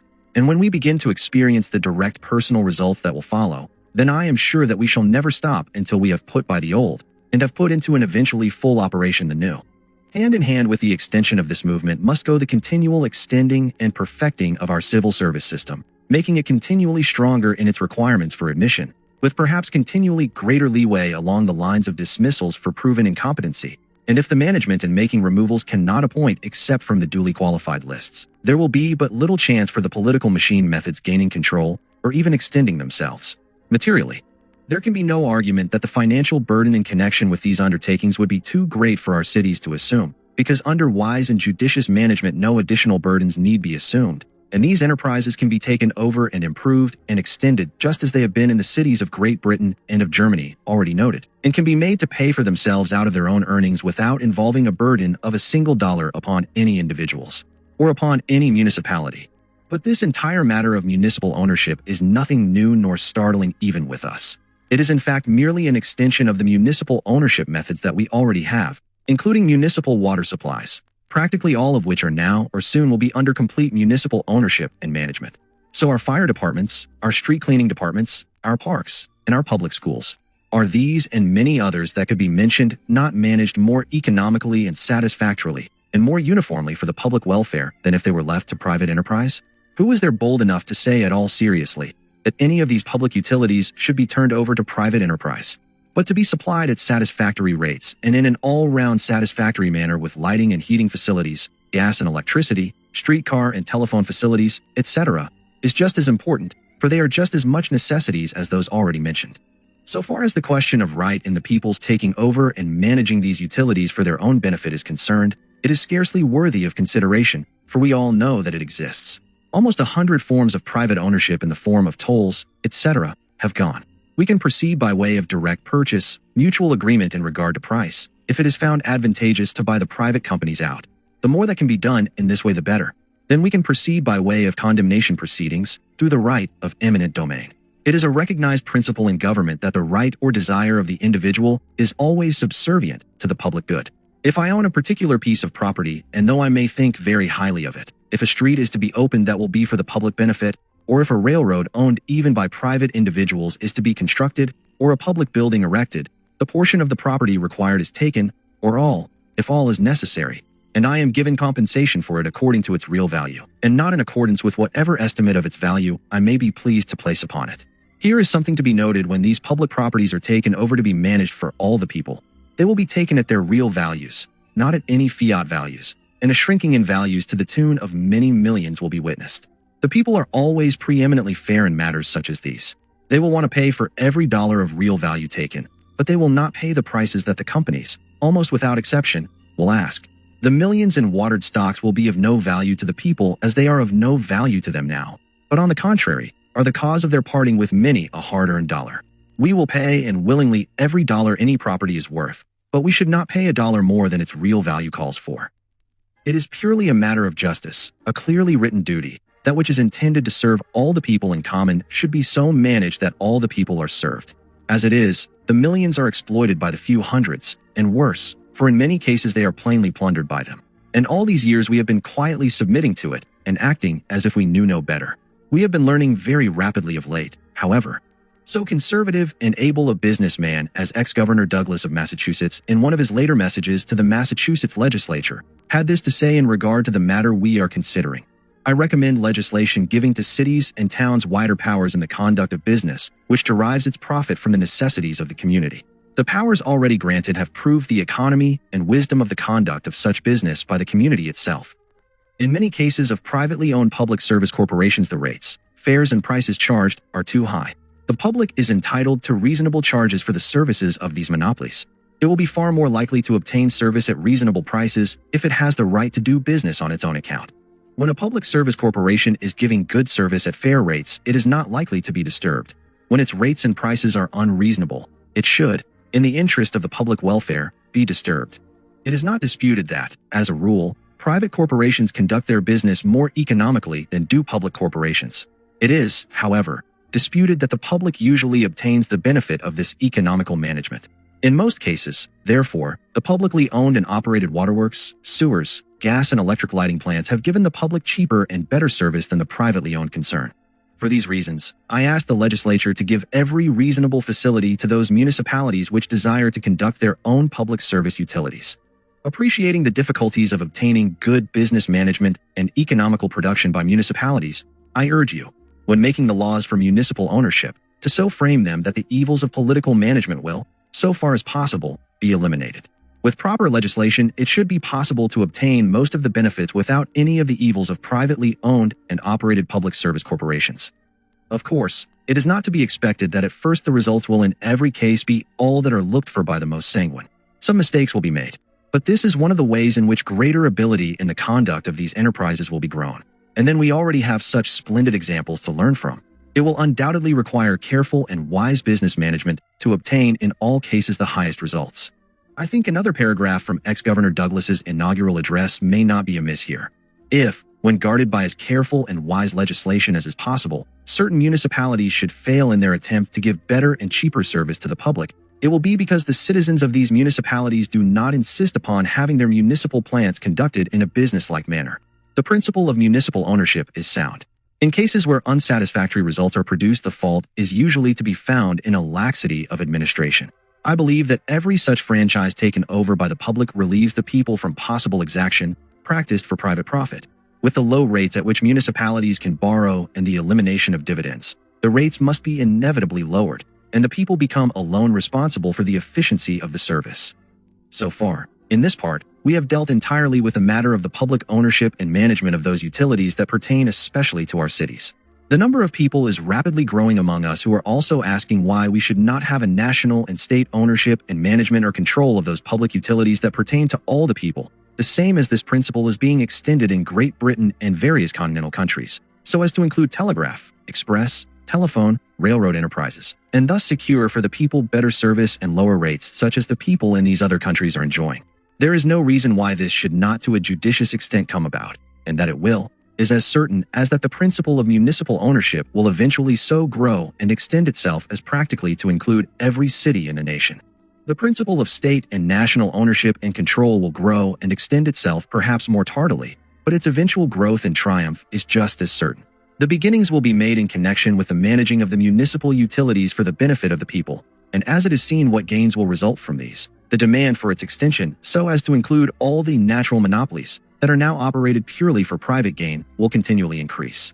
If this can be done in other countries and so successfully as is now being done, then it can be done here, unless again in this, we are willing to be classed as incompetents as compared with our British and continental brethren. And if it can be done so successfully and to the great gain of the people in one line, then it can be done also successfully and to the gain of the people in lines of a more or less kindred nature. Here again, fortunately, we do not have to deal with any matters of theory or speculation merely. For years, the United States government has conducted a great public utility for its people, and during all the years it has been in operation, it has given them a service incomparably better than that of any private company or companies even by the wildest stretch of the imagination would have been, and at prices a mere fraction of what we would be now paying as a necessary tribute to corporate greed. We can, through this splendid government service, send a message by postal card or a much longer one by letter to practically any portion of the entire world for a 2-cent fee. Now, in all fairness I ask, what would be exacted for this service if this public necessity were under the control of private companies? Judging from their charges and other things, express, telegraph, freight, can we reasonably expect that the one would be a fee of less than 5 cents, or the other less than 10? That is, even for the shorter foreign services, with still an additional fee for the longer distances. In addition to the low fees we now pay, compared to what we would pay under private management, We get a service that is as prompt and efficient as it can reasonably be made. Dependent upon private concerns, our mail matter would be carried at their convenience. At first, competition in connection with some of the routes would ensure us against the worst of service. But later on, when the various concerns through mutual self-interest had pooled their interests or had consolidated into one huge monopoly, then we should be practically at the mercy of this concern, the same as millions of people all over the country are at this very hour at the mercy of other concerns of a similar public nature. We appreciate too much our 1 cent and 2 cent fees for domestic postal card and letter, with the large leeway we have, so far as amount is concerned in connection with the latter. Then the conveniences we have for small merchandise many times allows us to save ourselves from the demands of the privately owned express companies when the element of distance enters. We should be paying them still more were it not for the benign and restraining influences the Post Office Department exerts over their calculations. How about the revelations in connection with the irregularities and dishonesty in the Post Office Department that came to the public knowledge some time ago? I hear it asked.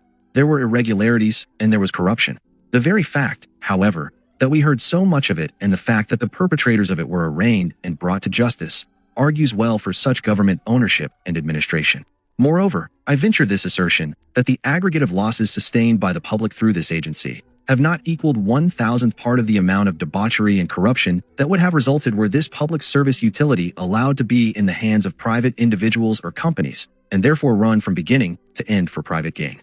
I also venture this statement that all the losses sustained through dishonesty and fraud in our government post office department, from the first year of its operation down to the present time, have not equaled, to be conservative, 1/5,000th part of the amounts that the profits of private management would have taken from us, to say nothing of the uniformly inferior type of service furnished, compared to that which we have been and are enjoying. Can anyone present what would be regarded as any reasonable argument, and one that would be accepted by any number of reasonable and thinking men, why the government cannot carry for us our express packages through the medium of a parcels post and attend to our telegraph and telephone needs as successfully as it now attends to our postal needs, and the same as other people through their central governments are having done for them with a better service and at much lower rates than they were able at any time to get from their former private companies? Certainly no one of these is as difficult and as complex as the service the government is already performing for us. And to take these over simply as extensions of the department already in operation would be by no means a difficult task. Those who are familiar with the parcels post in Great Britain, for example, and its nominal people's charges, compared to the tribute levied by our express companies, appreciate what this change will mean. The absurdity of a minimum express charge here being 25 cents. It would make an Englishman's or a German's or a Belgian's blood boil to have such a tribute levied upon him, with no other reason than for the purpose of lining the pockets of a few already wealthy company owners. What would they say to such as this, for example? A few weeks ago, through the breaking of some minor parts of a cultivator, I was compelled to send to the factory for new pieces. The cost of the parts was $1.25. The bolt was less than half a cubic foot, or perhaps equal to that of an ordinary pasteboard shoebox. The distance was considerably under 150 miles. The tariff levied by the express company was 75 cents. The time taken to bring the parcel was considerably more than twice the length of time it could have been carried and delivered in. The company or companies could have carried such a parcel for a charge of 12 to 20 cents and made a handsome profit. And then when the service is poor or careless, in addition to being excessively high in its charges, there is no recourse for the people, for public service companies have no ethical sense that would lead them to any amicable settlement when the shipper suffers either great inconvenience or loss. He has no recourse except to take the matter into the courts, which does not pay unless the amount involved is large, and even then he is subjected to delays and dodges of almost every conceivable type. It is the policy of such corporations never to pay out a cent unless it is utterly impossible for them to find any way of avoiding it. Here is another concrete example of a frequent type of private corporation methods. Some time ago, I had 1,600 young fruit trees shipped from a point a few miles south of Rochester, New York, to a point 34 miles from New York City to the north. It was a lot of specially selected, high-grade trees. The nature of the goods was known to the railroad company. The cases were labeled perishable, without delay, do not allow to freeze. It was in early November, the time in which they could have been carried handily with a service organized for the people's convenience and welfare would have been a period of not more than 5 or 6 days. They were on the way between 14 and 15 days. The last 2 or 3 days of their transit they encountered an intensely cold and stormy period.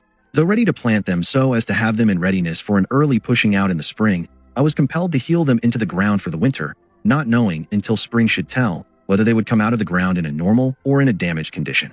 Large numbers proved to be damaged, and a block of several hundred had to be thrown out entirely. The various inconveniences and losses incident upon this were, after the lapse of several months, put into the form of a letter with an offer to accept a very reasonable settlement, provided it were made promptly, and sent to the claim agent of the railroad. The amount was considerably less, taking all things into consideration, than the damage really sustained. In the course of several months, several letters passed. I finally received the announcement.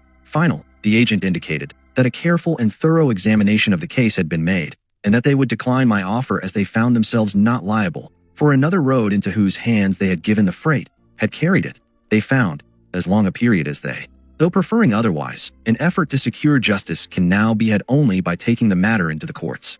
But this is simply an example of but one type of inconvenience and loss that thousands upon thousands of people are being put to every year, in addition to charges in practically every case higher than they should be, because we are sufficiently stupid as to continue to allow private concerns to get possession of and create many times into a monopoly the public service that should be conducted by the people through their agent, the government, for the benefit of the people. Another concrete case by way of a personal experience was that of another road in taking 17 days to carry some goods from a point 12 miles out of Boston to the same destination, 34 miles north of New York City. I dare say there is scarcely a reader of these lines who has not had similar experiences with the privately owned corporations that abound in the country. I suppose that if all could be chronicled, especially with all the adjectives that escaped at the time, books could be quickly compiled that would form a very large public library. The people of other countries have for years been taking these utilities, such as express, telegraph, telephone, railroads, etc., out of the hands of private control and monopoly, and through their central governments are supplying themselves with these services in practically every case greatly to their advantage. Outside of the United States, over 2/3 of the railroad mileage of the world is owned and operated by the governments of the various countries. Ours is almost the only great country now in the world that does not own and operate the telegraph lines. Those who are acquainted with the telegraph service in Great Britain know and appreciate the fact that there they can send messages for 12 cents to any part of Great Britain, for which the charges here would in no case be less than 25 cents, and sometimes would reach as high as 40 and 50 cents for the same distance covered. In addition to this, one is furnished there with a much more convenient service both at the point of sending and in the matter of delivery, for it has all the conveniences of the postal department with which it is connected. The fact that our minimum telegraph charge is 25 cents is quite as ridiculous as that our minimum express charge is also 25 cents. In Great Britain, the history of the telegraph under government ownership has been one of continual enlargement and development with the thought of the widest and best possible service for all the people and with the least possible charges. The result is that it has become a great public convenience serving all classes of the people. The charges here under private ownership are absolutely prohibitive for such uses as are made of it there by all the people in common. There was a great fight made on the part of the private companies to retain their grip upon it when the telegraph service was taken over by the government. Many arguments were used, and similar to many encountered here, against the government doing the same in connection with these same general utilities. The private owners, and those in any way allied with them and influenced by them, were fairly bursting with reasons why the government should not perform these services. Among them, it was not the government's business to telegraph. The rates would be higher. It would not be as progressive in its management as the private companies. There would be a deficit to be met. The use of the telegraph would be less. There would be less of a stimulus to invention, and hence, no new improvements. It would be an arbitrary and unjust interference with private rights for the government to invade the field of private business, etc., etc.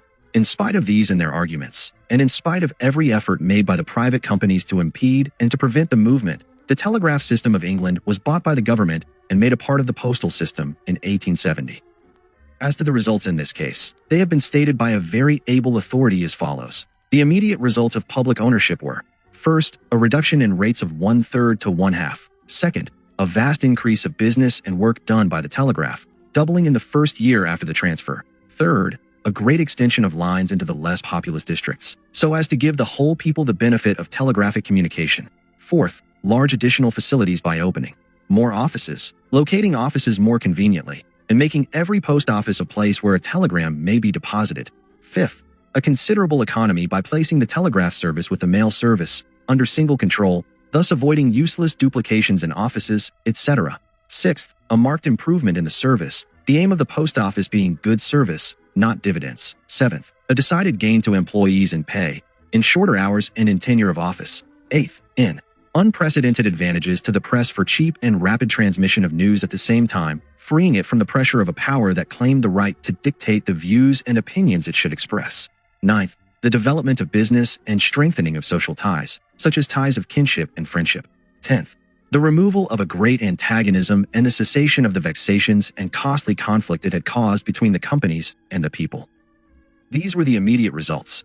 Now, after over a quarter of a century of use, the following further results are noticeable. First, a further reduction of nearly one-half in the average cost of a message. Second, while the population increased only 25%, the telegraph business has increased 1,000%.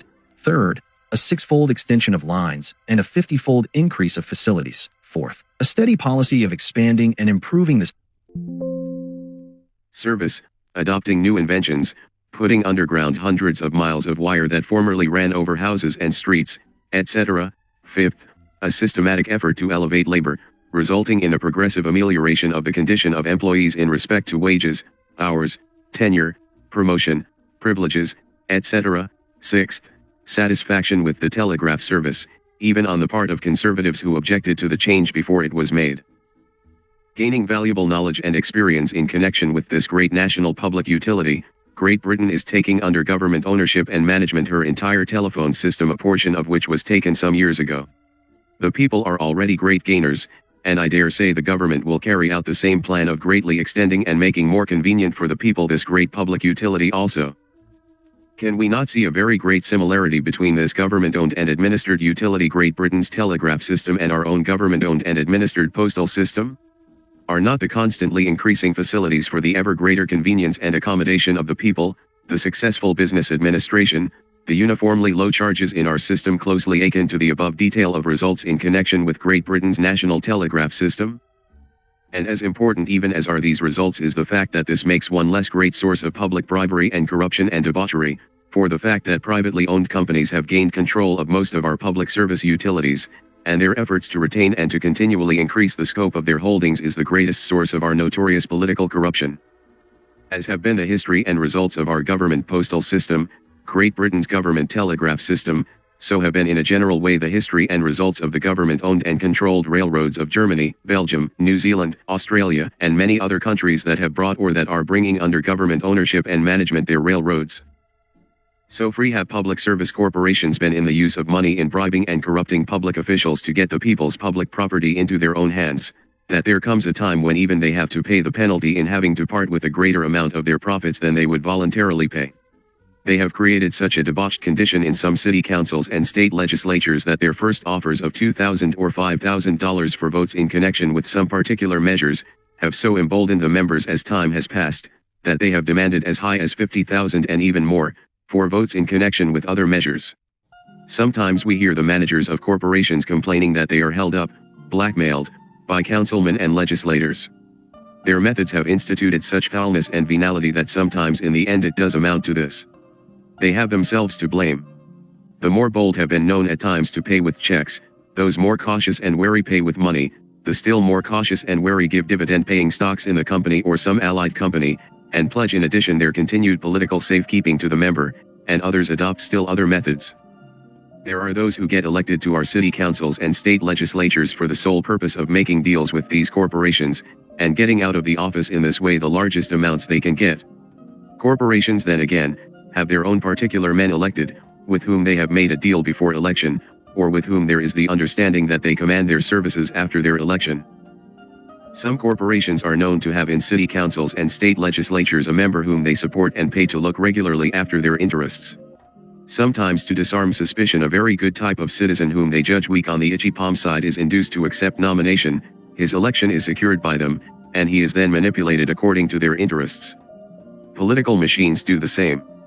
Once in a great while they get fooled by not rightly calculating their man. Such was the case when the machine in St. Louis promoted the selection of Joseph W. Folk for the office of circuit attorney. Mr. Folk at the time said substantially that if elected he must have a free hand, and that he would conduct the affairs of the office in his own way. They thought he was merely talking. Some, for their error in calculation in this case, are now serving good penitentiary time. Various public service corporations are known to contribute very liberally to one or the other political party in campaign funds. Usually it is the dominant party in either state or city according as their needs lie. Sometimes to be on the safe side they are large contributors to the campaign funds of both parties.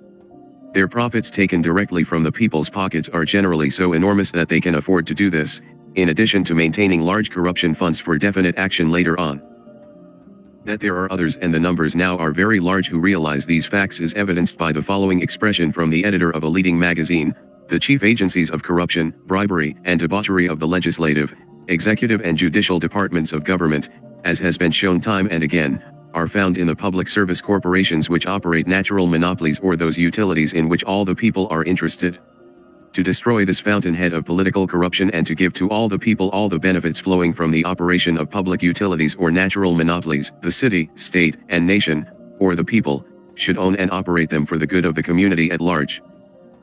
The difference in the policies and the management of the various public service utilities in those countries where they are moving, and so successfully, along the lines of public ownership and operation, or management, and the prevailing policies and methods of management among us should, I think, be noted. In case of the former, the best, and the most up-to-date service, with a minimum of cost to the people, is the policy. Not the making of large dividends, but using what would otherwise be larger profits for the greater convenience and better accommodation of the largest number of people at the lowest reasonable cost.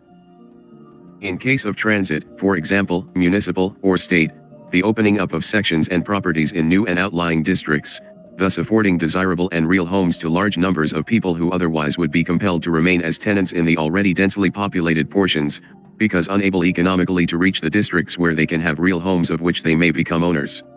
It is the welfare of the people, of the largest numbers of the people, that is continually sought after. And what do we find here? We find these utilities, with a minor exception here and there, organized and managed with an eye single to the largest dividends that can be extracted from the people, and many times large dividends even on stock water to 2, 3, and even 4 times its real value, a proceeding, in my judgment, criminal in its nature, and that should not much longer be permitted. Then on top of all this, after giving the vast sums we are continually giving to those private individuals and companies by way of franchises and privileges, the use of streets, highways, etc., we are struggling continually to have them deal not honorably and fairly with us, but to be even decent in their charges and service and general treatment of their patrons. We have many times to fight legally and against the ablest talent that our combined contributions enable them to employ, to secure the most elemental rights, and many times the most ordinary forms of decency in treatment. The above is true in regard to practically all public service corporations, true of all natural monopolies of whatever nature. How much better the public welfare would be served if these utilities were in the hands of the people, moving always and directly along the lines of their own best interests. There are exceptions. In numbers of our smaller places, and occasionally in the larger, the service is all that could be expected from the profits received, that is under the present system. It is not necessary that in all cases there be public ownership and operation. In fact, in probably the great majority of cases at the present time this would be unnecessary and in many inexpedient, but that the public service utility or the natural monopoly be owned by the municipality, state, or nation and leased upon mutually paying terms to responsible and wisely selected operating companies, could not help but serve a great and widespread public good. This method preserves the rights of franchises to the people, and the terms of the lease can be so drawn that the public be well protected as to quality of service, etc., and an annual income be secured which in practically all cases should increase in its proportions as time passes. A very good concrete illustration of this point immediately in hand, comes from Milan, Italy. Prior to 1897, the street railways were owned by a corporation which paid to the city a lump sum of $200,000 a year. Fares were high, service was poor, employees were overworked and underpaid, and the public was treated pretty much as the New York public is treated, like cattle. But thanks to municipal ownership in connection with this utility, the city owns the tracks and has a supervising control over its entire railway system. It now receives an annual income of $600,000, and one of the most valuable lessons for us, perhaps, is the following: during 2 hours each day the fare on the street railways is the equivalent of 1 cent, during the balance of the day it is the equivalent of 2 cents. And the operating company, which has a 20-year contract, is able to declare right good dividends from its share of the annual earnings of $1,500,000. Since the city has owned its street railway line, fares have been reduced as above, service has been vastly improved, employees' hours have been reduced and their time made more regular with a guaranteed rest of 4 days in each month, while at the same time their wages have been increased. Thus the people of Milan, the second city in the country, have the satisfaction of knowing that they have one of the best street railway systems of any city in the country, the satisfaction itself a valuable asset of the people. Isn't it really about time that we progressive American people began to sit up and take note? The owners of these public service utilities find a way in spite of all efforts against it to make them monopolies, and the people are then at their mercy. A safe and sane principle, and one that thoughtful men everywhere are recognizing as thoroughly sound, is this: if in connection with anything there is a monopoly, or the possibility of a monopoly, then the people should own and control that monopoly. It then becomes a benefit to all alike and an injury to none. It doesn't enrich the few while it helps economically to enslave the many, as at the same time it abounds in corruption and helps undermine and paralyze republican institutions. In other words, the principle of public ownership is sound: the ownership of those utilities that from their nature become or may become monopolies, or of those utilities that from their nature derive their values from the common needs of the people. Whether now or as time passes it may be practicable or advisable that all such utilities come under public ownership and control, is something that can be determined only by the people in a reckoning with the conditions in each particular locality and in each particular case. But there is a principle thoroughly safe as well as sound that should be put into immediate operation in every state, namely, that each locality have the right by statute, as it has the natural moral right to purchase, or to construct and own, and to operate or control such of its utilities, as at any time it may decide upon. And any legislator who sees fit to record his vote against any enabling measure of this nature, gives evidence, with possibly a rare exception, of his subserviency to certain agencies that do not represent the people, or of his anticipation of such subserviency, and these are the men who, as we get a little more stamina in the recognition of and the performance of our duties as citizens of a progressive and advancing nation, will be quickly read out of public life. If a private company is giving a good service at a reasonable cost, and is decent and honorable in its methods and in its dealings with the public, there may be no reason, and in large numbers of cases there will be found no reason for interfering with it. But, where such is not the case, the city should have the right, even for the protection, to say nothing of the welfare, of its people, either to bring such concern to terms, or to throw it out of business entirely. The fact of the city having such right, will, of itself act as a tremendous protection, and the chances are that such right would have to be exercised only now and then as occasion might demand. In regard to this principle all fair and unbiased minds certainly cannot fail to agree. The fact that practically all of our cities, and even our larger ones, as well as the nation itself, are still in their infancy, shows how careful and how zealous their people should be in the disposition of their public utilities, for the values of these will, as time passes, increase to tremendous proportions. On account of these natural monopolies being grabbed and monopolized for the enrichment of the few, and therefore not administered for the common good of all the people, the two greatest evils among us as a nation have gradually come about. The one lies in the great inequality in the distribution of the wealth of the country, in that we have the few thousands of the excessively and sometimes criminally rich, over against the millions of the poor, and resulting in the almost unbelievable conditions we have already noted.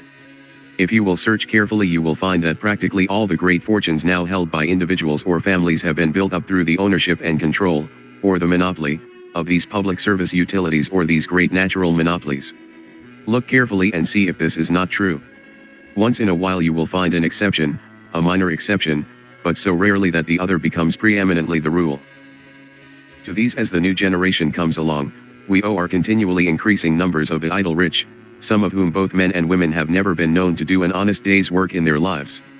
They live and fare sumptuously, they roll in wealth, and all the time, as John Stuart Mill has pointed out, they are being supported by the daily toil of others.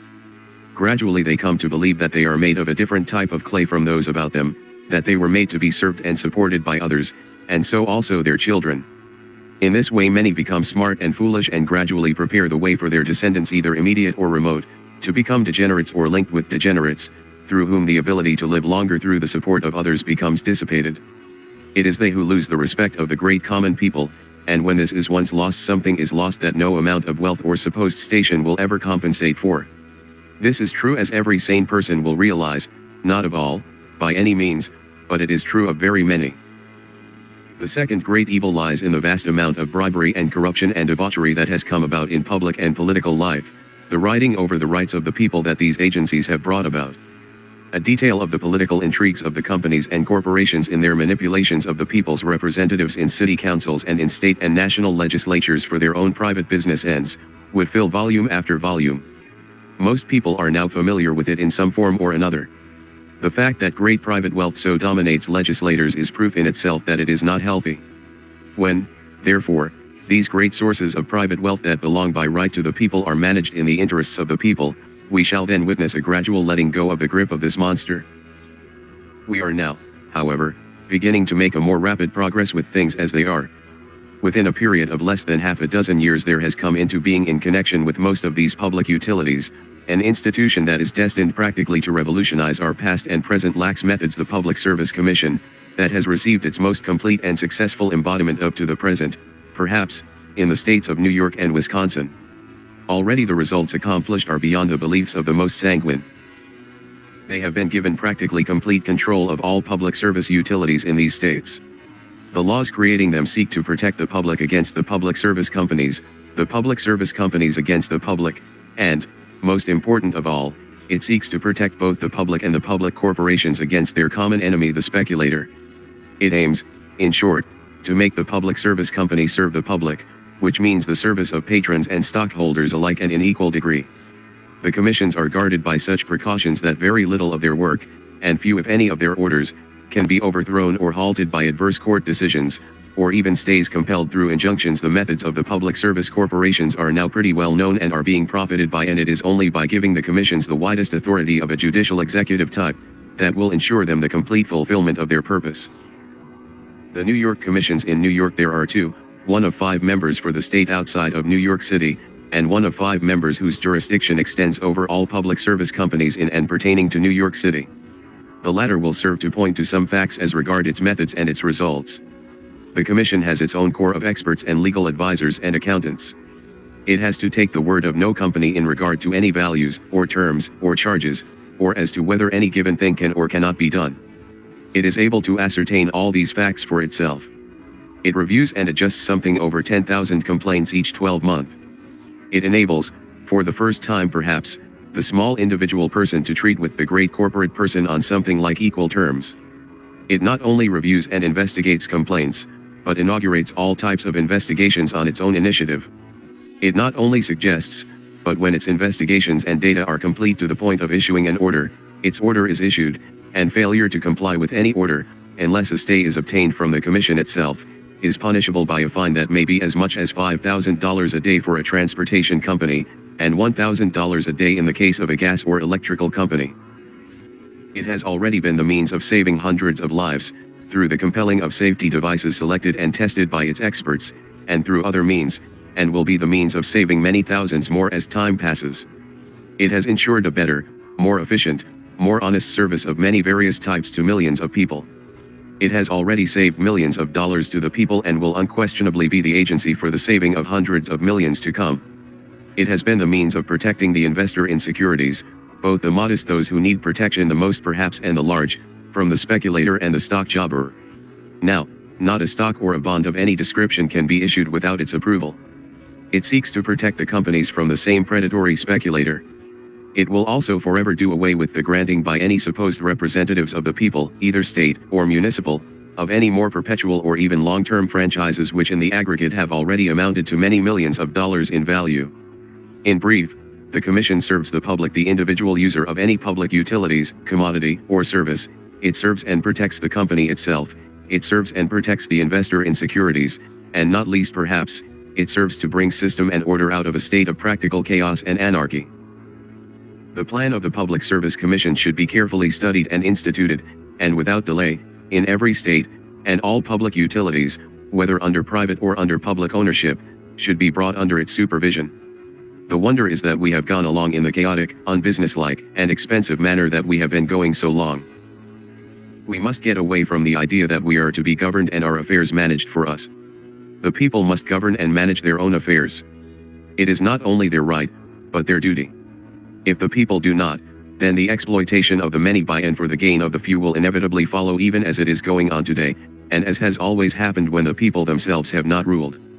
Not only as a common sense principle of self-interest, but a sense of safety for the commonwealth, pure patriotism itself, demands that without undue delay these great public service utilities and these great natural monopolies be managed for the interests of all the people in common.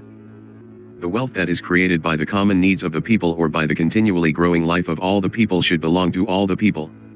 By moral right it belongs to them, and without undue delay, that which belongs to the people morally must be made to belong to them legally and by custom.